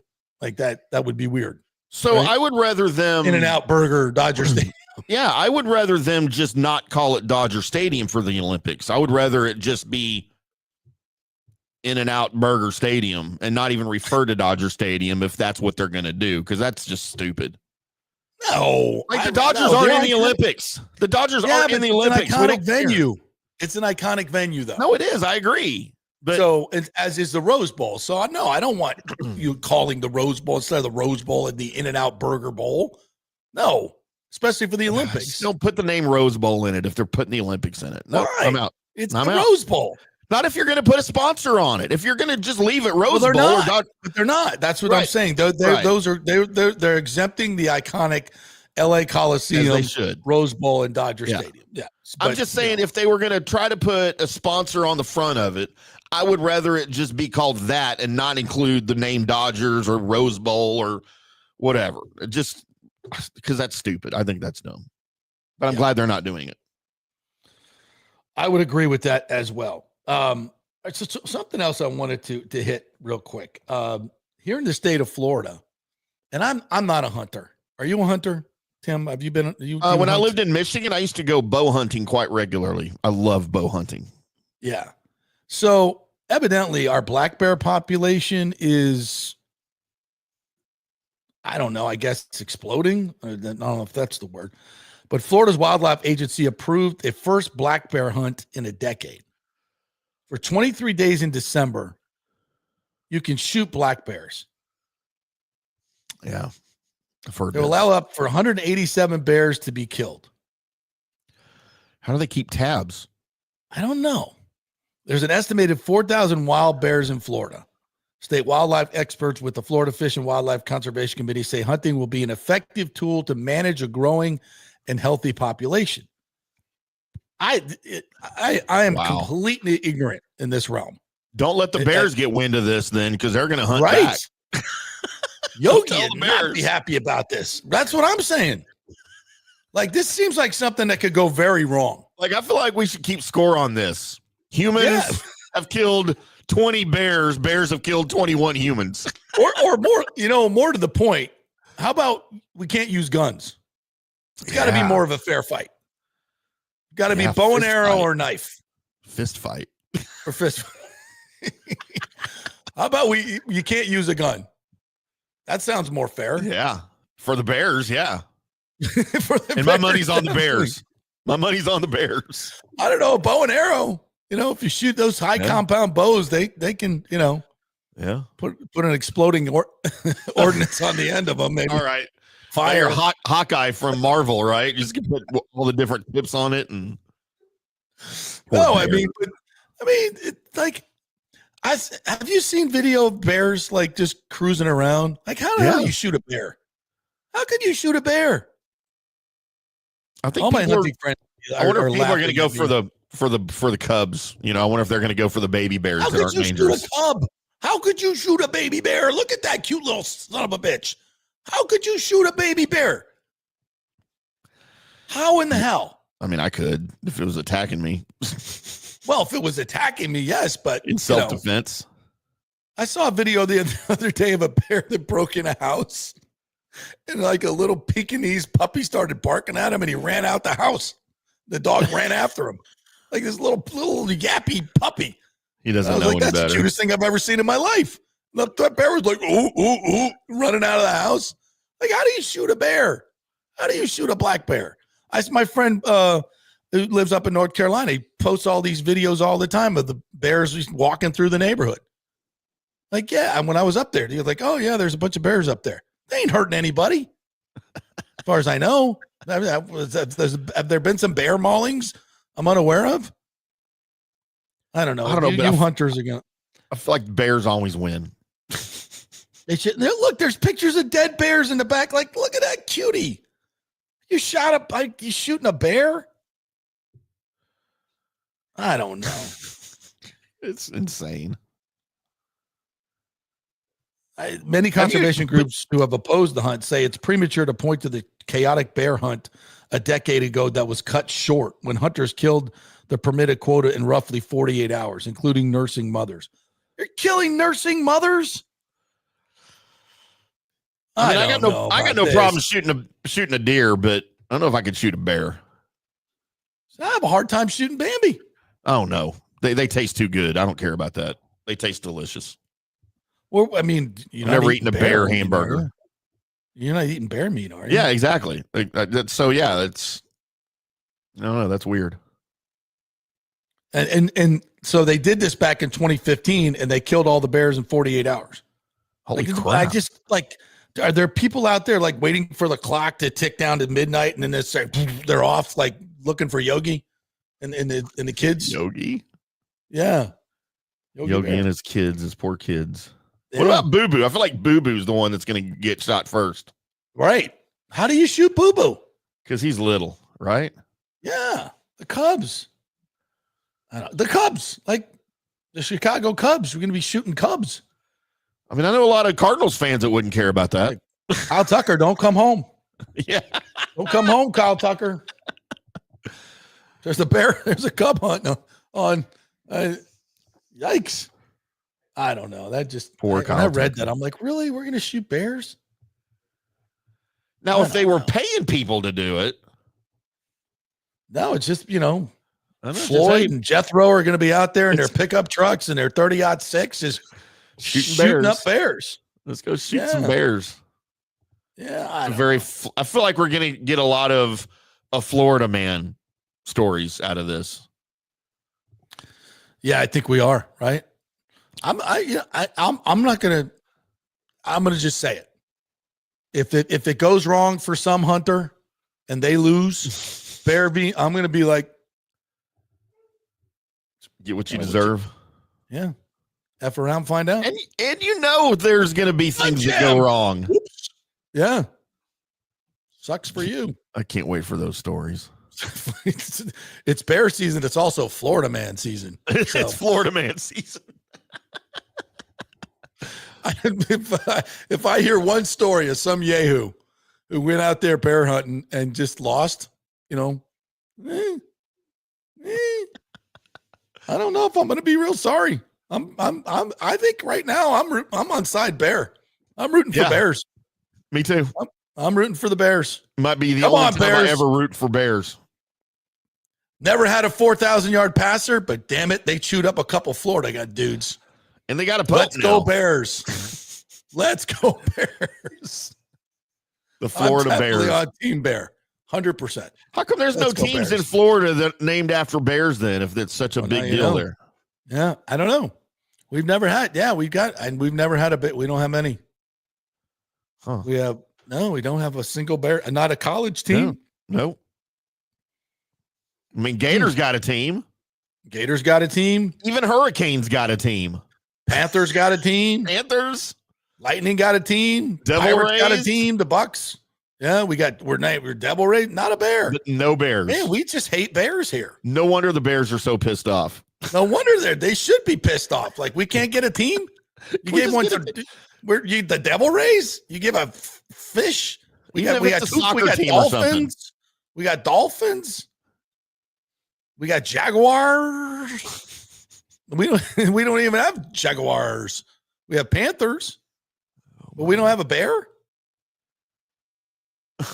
No. Like, I don't even know, like, what's FIU's mascot? Are they the Florida. Panthers? I think they might be the Panthers, too. What's FAU? The Owls? Okay. So we got Owls, no Bears. Yeah, they're the Owls. We got Owls. We got astronauts. Whatever the hell UCF's calling themselves these days. We got the astronauts or Golden Knights. Right? Seminoles, What is a Gators. Golden Knight? As opposed to like a Silver Knight? Yeah. I don't know. But now they're the Knots anyway, the astronauts. But Oh, we don't they have are? Bears.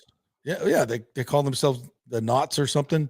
They have some uniforms that have knots on, astronauts or something. Yeah. So yeah, I don't know. Rick says JP's Bounds impersonation sounds like Foghorn Leghorn of Bugs Bunny. Foghorn Leghorn, I say. Come on, boy. Oh, the Citronaut. They're very similar. The Citronaut was the first mascot of Florida Technological University, which later became the University of Central Florida. The Citronaut. It's What a the Citronaut. hell is a Citronaut? Combination between citrus and astronaut, where a Citronaut? That's the dumbest shit. I wish I was on my old. Maybe I can do this. I got to show you this picture, JP. I'm not on my normal computer, so I don't know if I can do this or not, but we're going to try. This is a shocker. Michael LaRue says FSU made ESPN's list of unbreakable college football records with 14 consecutive top 5 finishes. ESPN actually remembers that and said Wow. something nice about FSU. Wow. Well, we're not talking about playoffs, so. JP, here's a Citronaut. That is Jesus. Is that Look terrifying? At that. That's from Look the 40s. At that. I don't From even the know what 40s. that is. The Citronaut. Wait, it can't be from the 40s. That's We didn't even have we didn't have spaceships. We didn't even have Cape Canaveral in the 40s. Or certainly Well, look, they weren't shooting up rockets. Take the comment off the screen and it'll show you what year. Oh, 68 to 69. Sorry, Yeah, I thought it okay, said 48, 49. Yeah. But what is a Citronaut? Is it a mix between an astronaut and an orange? Yes, that's exactly what it is. The dumbest shit ever. Yeah, that's a very formidable, scary mascot right there, isn't he? This fat orange belly, with his little legs, and his green face. Woo! Terrifying mascot you got there. Fear into the opposing team. His little green wings. What is that, like his collar? Is that supposed to be his collar? Like somebody said, hey, well, let's make a menacing looking mascot. And let me point this out. He's only got one arm. Well, another thing, you said he. I don't know. Yeah, we don't know. That looks pretty gender neutral to me. I don't know How what that is. How does Citronauts reproduce? I don't know if they should. Wow. Yeah. Huh. Yeah. There we go. Cody says, good to hear you're staying on top of your health, JP. We need a healthy JP Peterson to outlive WDAE. That won't take long. I think they're on what are we down to? 3 hosts and 2 shows? I think that's what we're down to. God, compare that to like WIP. Yeah. Or any major market. Any major market. I don't know why we had to go One Philly sports automatically. station, one sports station with 3 hosts and 2 shows. That sounds like Columbus. It's actually 2 hosts.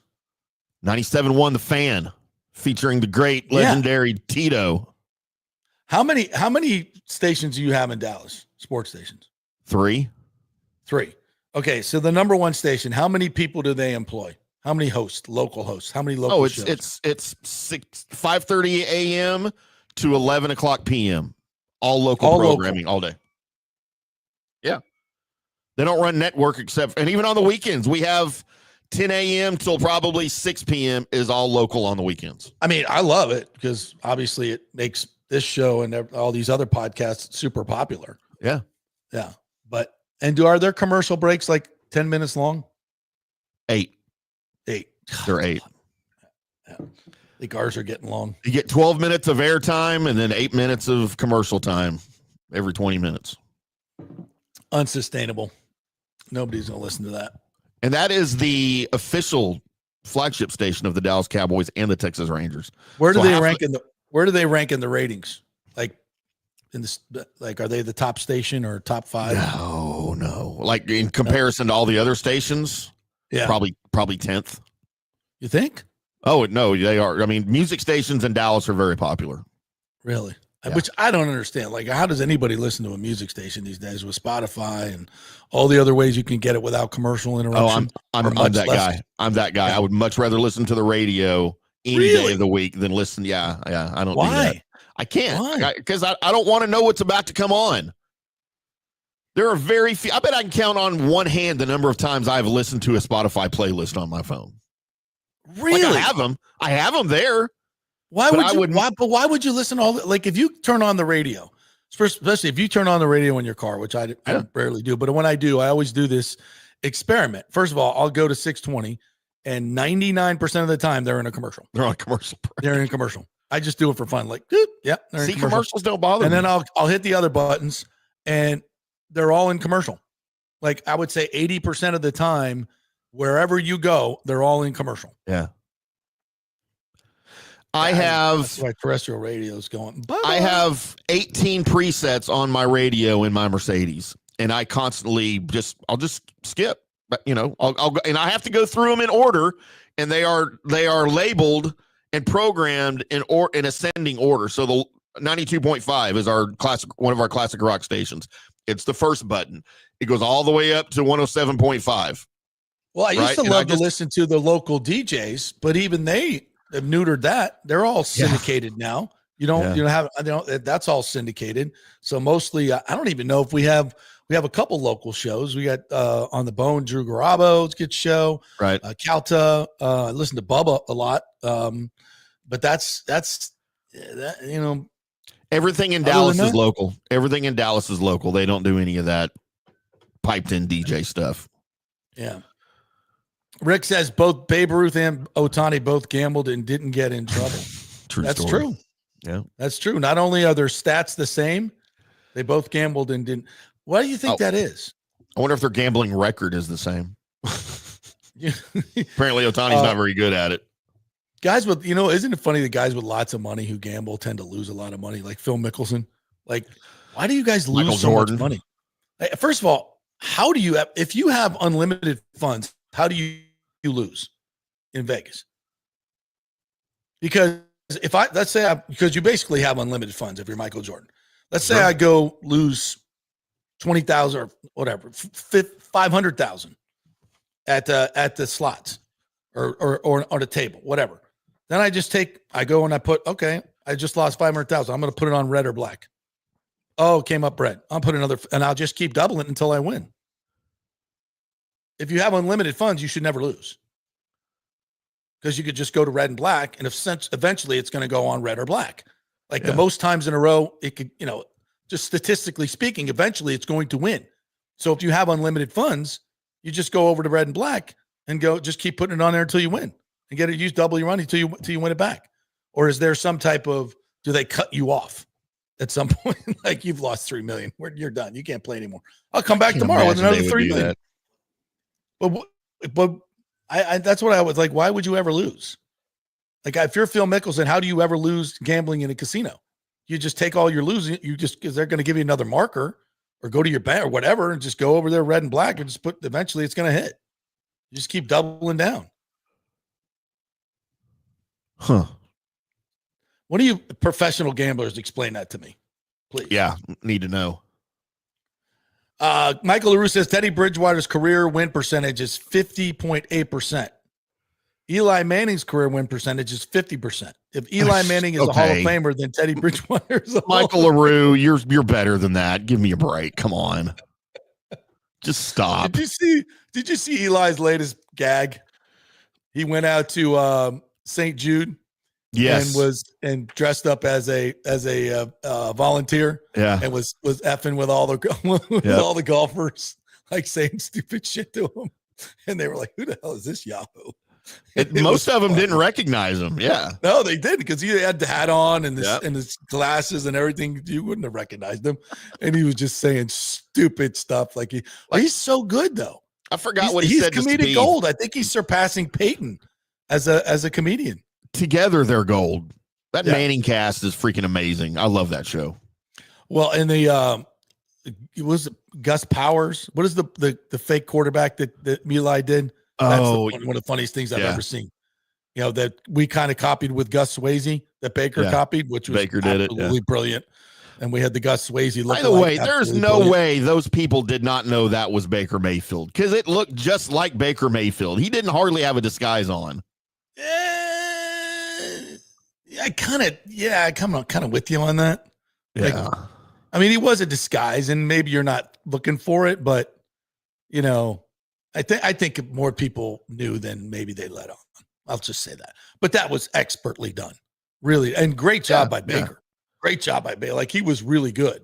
He played the role really, really well. That's fantastic stuff. I still don't know why the Bucs or some company in Tampa hasn't reprised his living in the stadium bit from the insurance commercials in Cleveland, because that was one of the best bits ever. I thought so too. Him out mowing the grass. So yeah. I thought much better than the other progressive commercials. That's carrying, goddamn sure. Carrying all the groceries, and he gets to the gate to unlock it, and he drops his keys. Yeah. Those are great bits. So great, man. I actually asked him about that when he first got here. I said, "You're going to do some of those commercials in Ray J?" He's like, "No." He didn't want to for some reason. Like, he wanted to leave all that Cleveland shit behind, which I get. But that was good. That was good, Baker. That was good, Baker. I love that. All right, quick break. When we come back, Josh Queipo from the Pewter Report is going to join us. We're going to talk about Game 1 and look ahead to Game 2. We are talking about great folks at Genesis of Tampa. They have their VIP valet service where they will come pick you up and then drop off your car. You don't have to ever leave your place. And they will give you a loaner car as well. It doesn't get any better than that. And, of course, the Genesis cars are fabulous. The G70 and the SUV, they are as nice as you'll ever see. Go by Genesis of Tampa. Tell them JP sent you. Do a test drive and explore their VIP valet service. Absolutely fantastic. Back in 3. Stay with us. JP here for Riveters, the official sports bar and grill of the JP Peterson Show. We're located just south of Ray J and Steinbrenner Field, so it's a great pre- and post-game spot, and the happy hour is amazing. Monday through Friday, 3 to 7. Check out these specials. $3 Bud Light drafts, $4 domestic bottles, $5 wells, $6 premium wells, $6 cocktails like margaritas. It's unheard of. And the Riveters food is freshly made daily. No freezers. Happy hour food specials include $3.50 tacos and barbecue sliders. $6 you get edamame or chips with the beer cheese, which is amazing. $8 buffalo chicken dip, my favorite. The truffle fries, chili cheese fries, also $8 at happy hour. As well as other specials throughout the week, including Taco Tuesdays, you get $3 tacos, and Wing Wednesdays, 7 o'clock to 1 a.m. in the morning, you get our amazing wings, 5 for $5 and $5 wells and wines. That's a good Wednesday night. So if you're tired of the preppy, overpriced, generic sports bars, come see the amazing, friendly bartenders and staff at Riveters, where customer service really matters. Riveters, just south of where the Rays and Bucs play. We'll see you there. Going through a medical emergency without health care insurance can cause you to go into crippling debt. In most scenarios, people are forced to either break into their retirement funds or worse, they're forced to file for bankruptcy. The sad truth is that health care insurance is crucial in today's day and age. Look, I get it. Many of you think you're never going to get sick and health insurance is really expensive. Well, we can help you out with that. Depending on your income, we can find great plans at huge discounts. God forbid you get cancer, a car accident. It could literally ruin you financially for life. So make the call and find out. Even though the open enrollment period is over, you may have some qualifying life events that can help you get covered right away. It can be very complicated, a very intimidating process, but we can help. Go to our website and check out all the 5-star reviews about our helpful agents. Go to don'tgouncovered.com or call 800-669-1505. That's 800-669-1505. Italiano Insurance would like to congratulate the Bucs on their 50th anniversary season. And you know what? We've been here for every season and then some, over 60 years in business. We've seen some smart coaches with great game plans, but if you don't have flood insurance or business insurance, that's a terrible game plan. That could ruin you financially. You don't want to take that L. So call 813-877-7799 and let their friendly agents quarterback your insurance and save you big money. Italiano also sponsors our FSU report every week, so go Noles. 813-877-7799 or go to italianoinsurance.com. JP here for my friend Jason Fawcett, owner of On-Site Construction. They do residential and commercial renovations and new construction. As a leading home builder and general contractor, On-Site Construction prides itself on transforming homes through superior craftsmanship, dedication to client vision, and an unmatched commitment to quality and service. It's about building relationships. We take the time to understand our clients' needs, preferences, and budgets so that we can deliver a personalized experience tailored to their unique vision. From the initial designs to the final touches, we're there every step of the way, ensuring that the end result mirrors your vision. Here are some testimonials from happy customers. G. Gibson says, no hidden costs, very honest, reliable, creative, and communicates well. Reasonable and fair with their pricing, no hidden costs. C. Smith said, did not disappoint. I'm very happy with the work. This company really cares and will take care of it. So if you're just thinking about building or renovating, give us a call and let's see what's possible. 813-579-5789 or check out our website at onsiteconstructionfl.com. Are you having legal issues with a business partner or other legal business issues? The attorneys at Walters, Levine, and DeGrave can help. Call 800-616-0384 for a free consultation. At Walters, Levine, and DeGrave, we've redefined what a law firm can be with top-tier attorneys, personal service, and 26 years of success. From business law to civil litigation, we deliver smart, client-focused solutions. Walters, Levine, and DeGrave recently won a $6.4 million jury verdict from a large real estate developer, and they can win for you too. Walters, Levine, and DeGrave. Let's solve it together. Not attorney spokesman. For a free consultation, call 800-616-0384 or go to walterslevine.com. Offices Tampa, Sarasota. Let's go. Right now, back to the show on FanStream Sports. All right, welcome back to the JP Peterson Show, brought to you by the Gold and Diamond Source. If you're looking for that perfect ring, you know where to go, the Gold and Diamond Source. The best selection, the best staff, and a great local company. Julie and Steve Weintraub are absolute great local benefactors, philanthropic folks, as we like to say. Julie's Hands Across the Bay charity is one of the best, and they just support so many of the young ladies that have been victims of domestic violence, and they do a great job over there. So the Golden Diamond Source is one of those great local companies that you can get great deals and also support the community as well. Golden Diamond Source, 3800 Omerton Road, always online at thegoldendimondsource.com. All right, Timmy, we got the Josh Queipo interview ready to go, partner? I think so. All right, cool. Spoke with Josh. We're going to do this every week. Josh, I love his film breakdowns. He's got great knowledge of the game. Obviously, Pewter Report. It just really insightful in so many ways. So we're going to do this we're going to record it every Wednesday night and play it for you every Thursday. We'll look at back at the last game and then preview the next game. So we're starting this week with Josh Queipo as we look back at the first game against the Titans and look ahead to the Steelers. And all right, let's welcome in the Pewter Report's Josh Queipo, who was down here for training camp. Josh, how are you, partner? I am doing fantastic, JP. Thank you for asking. How about yourself? Good. Games have begun, even though they're preseason games, but we love football. It's better than watching the Rays. That's all I can say, especially now, especially these days. Oh, my Lord. All right, let's dive in with game one. Against the Titans, obviously one of the bottom feeders in this league. And it's always tough to kind of glean anything from preseason as how it's going to actually, manifest itself in the regular season, especially game one. But what, if anything, did you pick up from game one?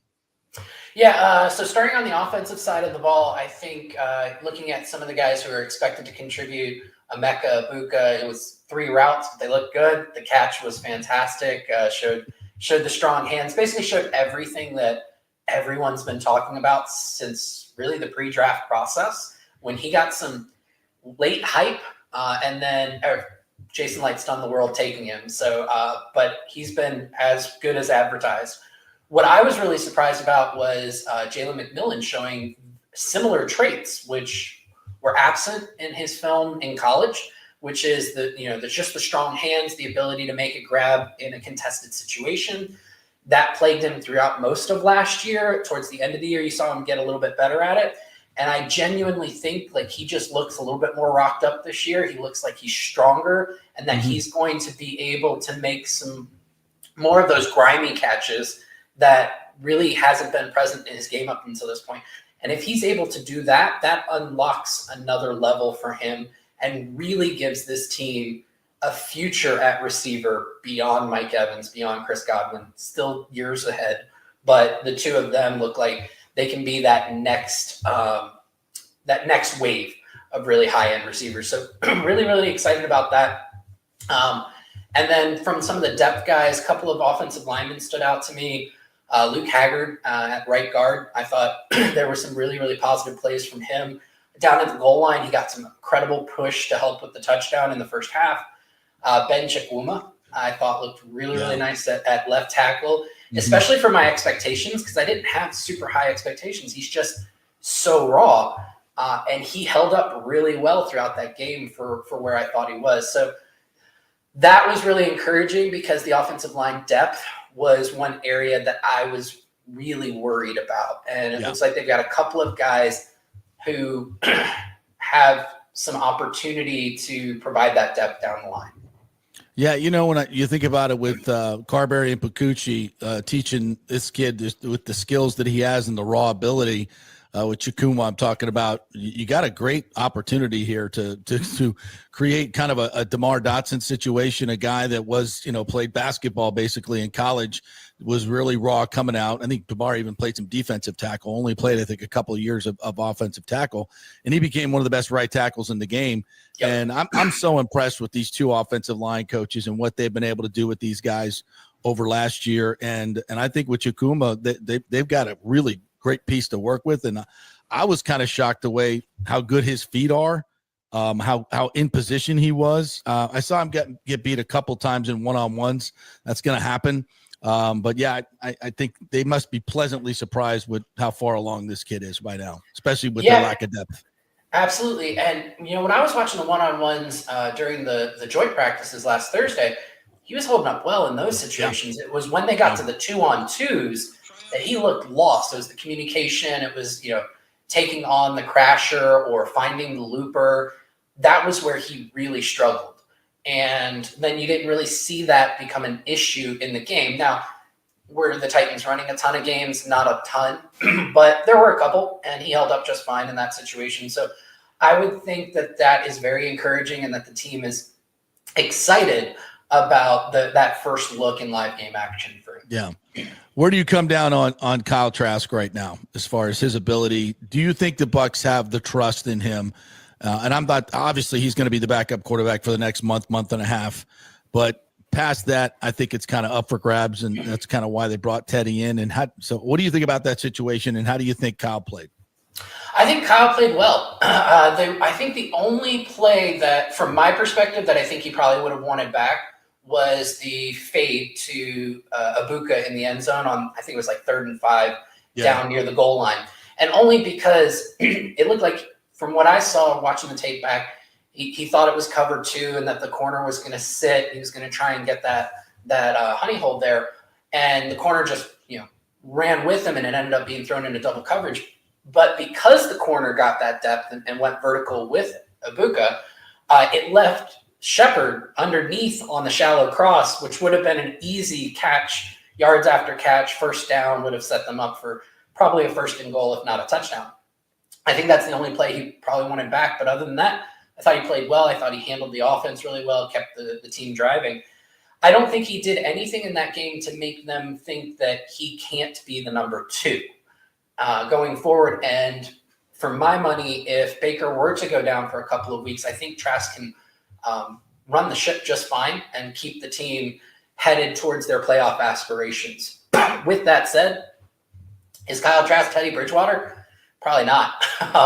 And I think the big difference comes down to the arm, and how they want to operate the offense. If they want that vertical presence in the offense, Trask is probably the better guy for that number 2 role. Teddy's arm isn't what Trask's is at this point in their careers. But if you want somebody who's going to make a ton of smart decisions and really be able to run a horizontal offense like this offense was last year, Teddy's probably the better of the 2. As far as trusting Trask, I think Teddy was just a really good option that the team's been flirting with for quite a while. I think, JP, you were one of the ones who knew he was kind of the door number 2 way back when they had the Brady when they were able to land Brady. So he was actually door number 3. Brady was door number 2. Bridgewater was door number 3. I guess if I'm doing the math correctly, I think that's what it was. Yeah. So I just think that the team has had this flirtation with him for so long, and the stars align with Pratt going down, because I don't think this deal would have happened if Pratt went down. So if with that in mind, they obviously were comfortable with Trask as number 2. And then once Pratt went down, they sat there and said, we do need a third quarterback. What does the landscape look like? Teddy's available. Teddy seems to want to play. We know we like Teddy. We've liked him for a long time. We've liked him for over 10 years. Let's finally do this thing. And then at that point, they feel like they've got an embarrassment of riches at the number 2 spot behind Baker. So not a bad problem to have. All right, so joint practices today with Pittsburgh, and there's going to be some great one-on-ones with the receivers and some corners that we'll see with Ramsey and Darius Slay Jr. and Joey Porter. So going up against, well, I'm sure Mike will play, Buka will play, McMillan will play. I'll be interested to see how that goes. I know we got Sly there. He's going to join us as well on the show. So your thoughts on what we can see this week in the game and in joint practices? Yeah, I think that that's a really great matchup. I think the other really interesting matchup will be the Bucs offensive line against the Steelers defensive line. That's a really too deep. When you look at their edge rushers, their number 3 edge rusher could be a number 1 on a lot of different teams.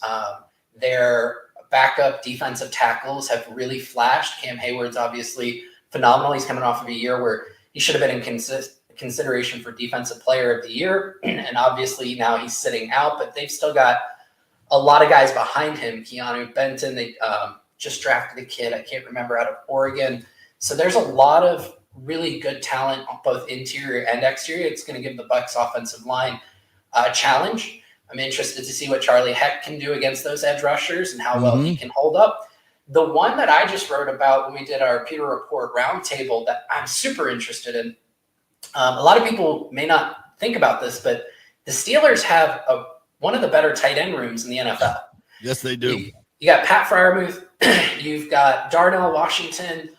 They just traded for Johnny Smith. Johnny Smith. Yeah. Yep. So you've got a 3 deep that a lot of teams, I mean, their third would be, again, a starter on some teams. And so you've got those guys going up against the Bucs linebackers. This is a huge test for Servassier Dennis, not only in coverage, but also in his ability to get off blocks. Can he shed Darnell Washington, who is an elite blocking tight end? Massive. That I think is such a fascinating matchup that I am so interested to hear about how the joints went today in talking with my colleagues at Peter Report, and then what we'll get to see in the game on Saturday, because I do think you're going to see more starters play. Yeah, everybody talked about Brock Bowers at Georgia, and rightfully so. But Darnell Washington was the 6'7", 270-pound tight end that can run and block. I can't believe he lasted till the 3rd round. But yeah, I think that guy is a beast, and I agree. And it's going to definitely test these inside linebackers.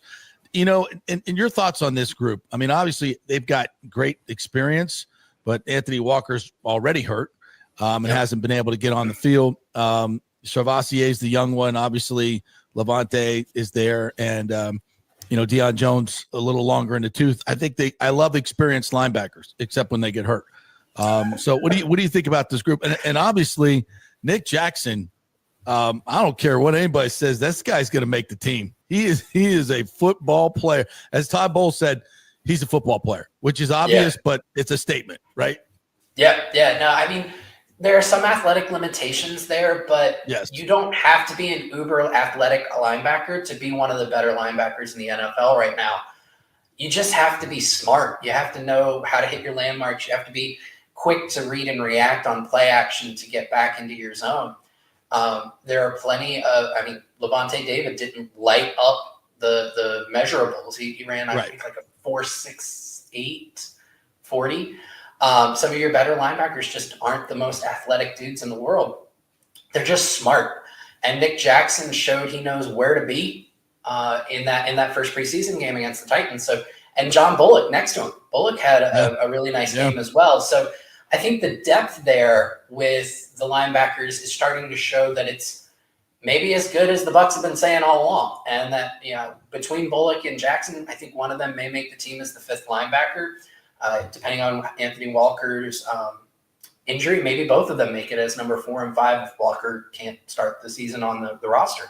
Yeah. And it was such a small sample size last year, and you have to take it with a grain of salt because he was just so available. Deion Jones looked good in that Commanders game. I mean, he stopped a touchdown from happening down at the goal line in coverage.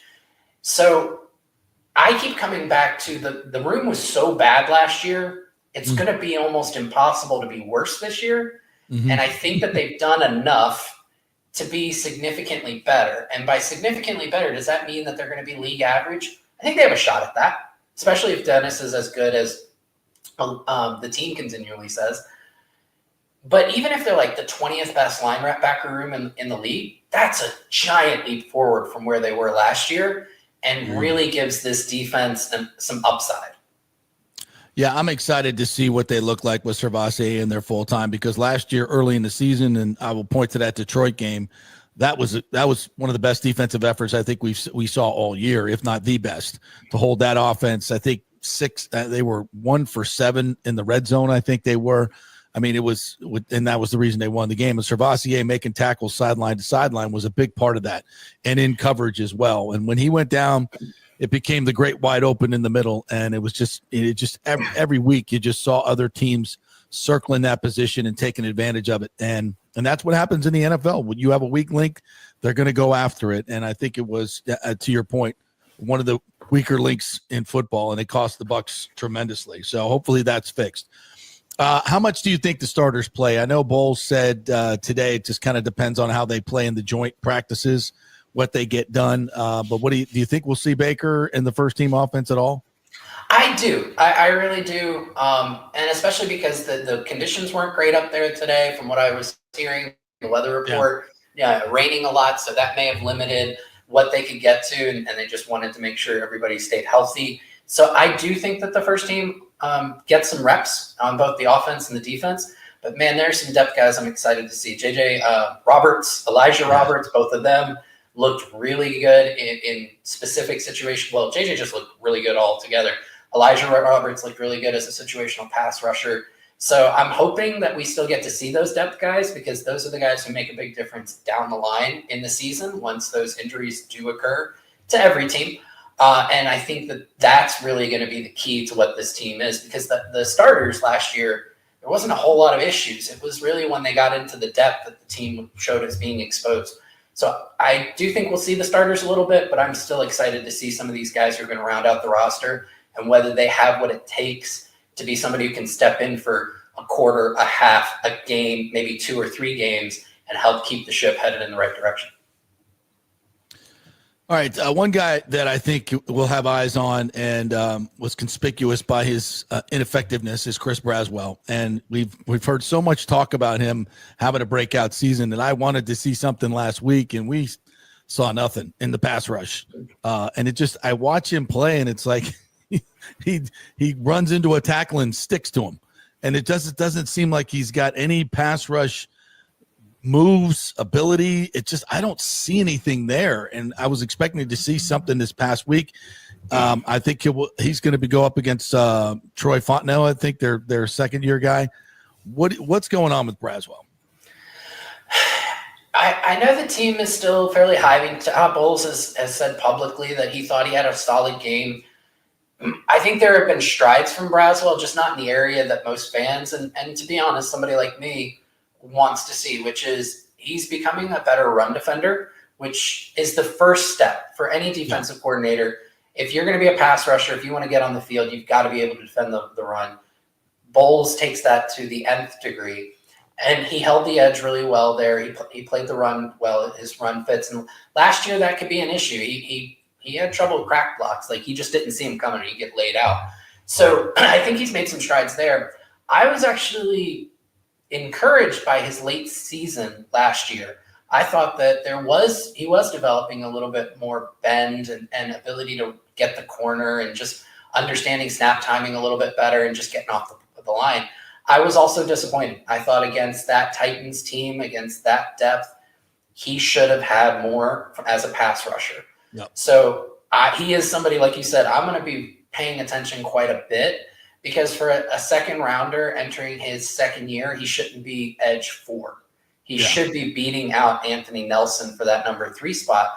And the fact that Nelson got off the field after the first half and Braswell was still on the field in the second half shows that clearly Nelson is still edge 3 or outside linebacker 3. And for your second year, second round pick, he shouldn't be edge 4. He should be beating Nelly. So that I am hoping to see more from him. And like you said, he's going to have a tougher time against the Steelers offensive line. So it's an opportunity for him to put himself back into that conversation. All right. He's Josh Queipo. Check out all his work at Pewter Report. What's your handle on Twitter there, partner? Josh _ and then my last name. So Queipo. Yeah, there's an I in there, which I love. So yes. You got to get it there. Great stuff, Josh. Really appreciate you. We'll chat with you next week. Thanks, JP. All right. There he is, Josh Queipo. We'll be doing this each and every week. Back at the previous game and looking ahead to the new game. All right, real quick, Timmy, let's get to a couple of comments here because we love our commenters. Parting comment. Winfield is hurt again, and the season hasn't even started. I know, but we don't know how serious it is. Let's hope it's not. Doesn't sound like it's very serious, right? Like, no. It's the way Adam made it sound anyway. Michael LaRue says Baltimore has moved balls. Let me see.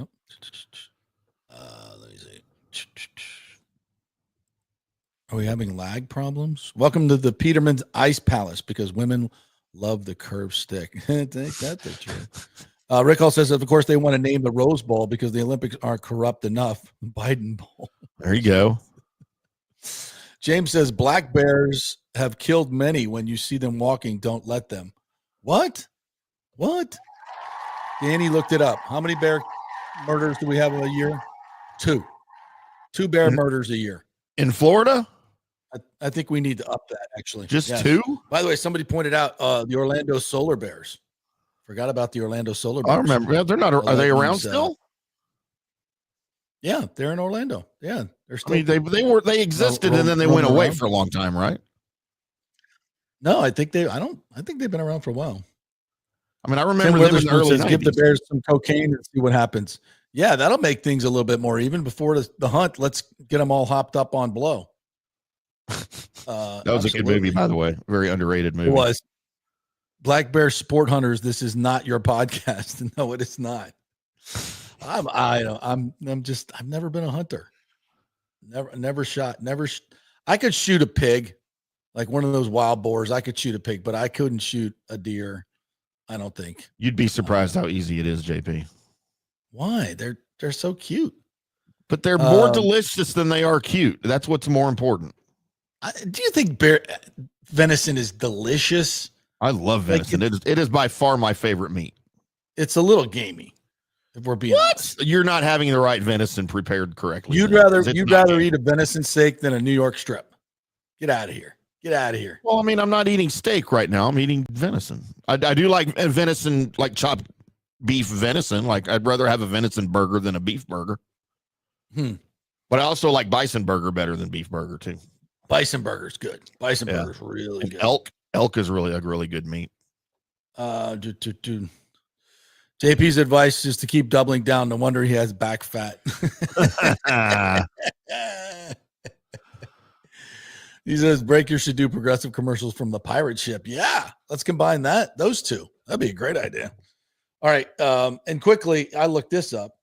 So other than insects, the most deaths a year of humans are caused by number 1, humans. Other humans. 430,000 deaths per year. Snakes, 50,000. Dogs, 25,000, mostly rabies in non-vaccinated areas. Freshwater snails. They give you schistosomiasis, whatever that is. I butchered that. Parasitic worms. Crocodiles, 1,000 deaths a year. Crocodiles and Hippopotamus 500. Elephants 500. Lions 200. Sharks 5 to 10 a year. Bears aren't even in the top 10. No. I like it better that way. Well, I think we should. Bears, go get them. I am challenging all Bears in Florida to put themselves on the top 10 list of human killers for 2025. Let's go Bears. Go Bears. Go Bears. Go Bears. Go Bears. Go Bears. All right, that'll do it for us here today. Thank you guys so much for joining us. Don't forget, we'll be back tomorrow. Programming note, Timmy will not be here. Brooke Bennett will be co-hosting with me tomorrow. We're going to talk a lot of Olympics and all kinds of fun stuff. And Richie Floyd will be joining us as well, St. Pete councilman, to talk about the rebuilding of the Trop, which doesn't look like we're going to be getting the A-level accoutrement of the Trop. So we'll talk all about that. For all you Petermans out there, do me a favor tomorrow when I am on maybe my last plane ride ever, as we'll probably crash in the Everglades on our way to Orlando for my 5-hour layover. Y'all be nice to Brooke tomorrow. Don't be douchebags to Brooke, okay? She's a nice person. Y'all be nice to her. Yeah, she'll beat your ass if you do. I've seen those guns on her. Holy crap. Yeah. All right, have a great day, everybody. We'll see you tomorrow.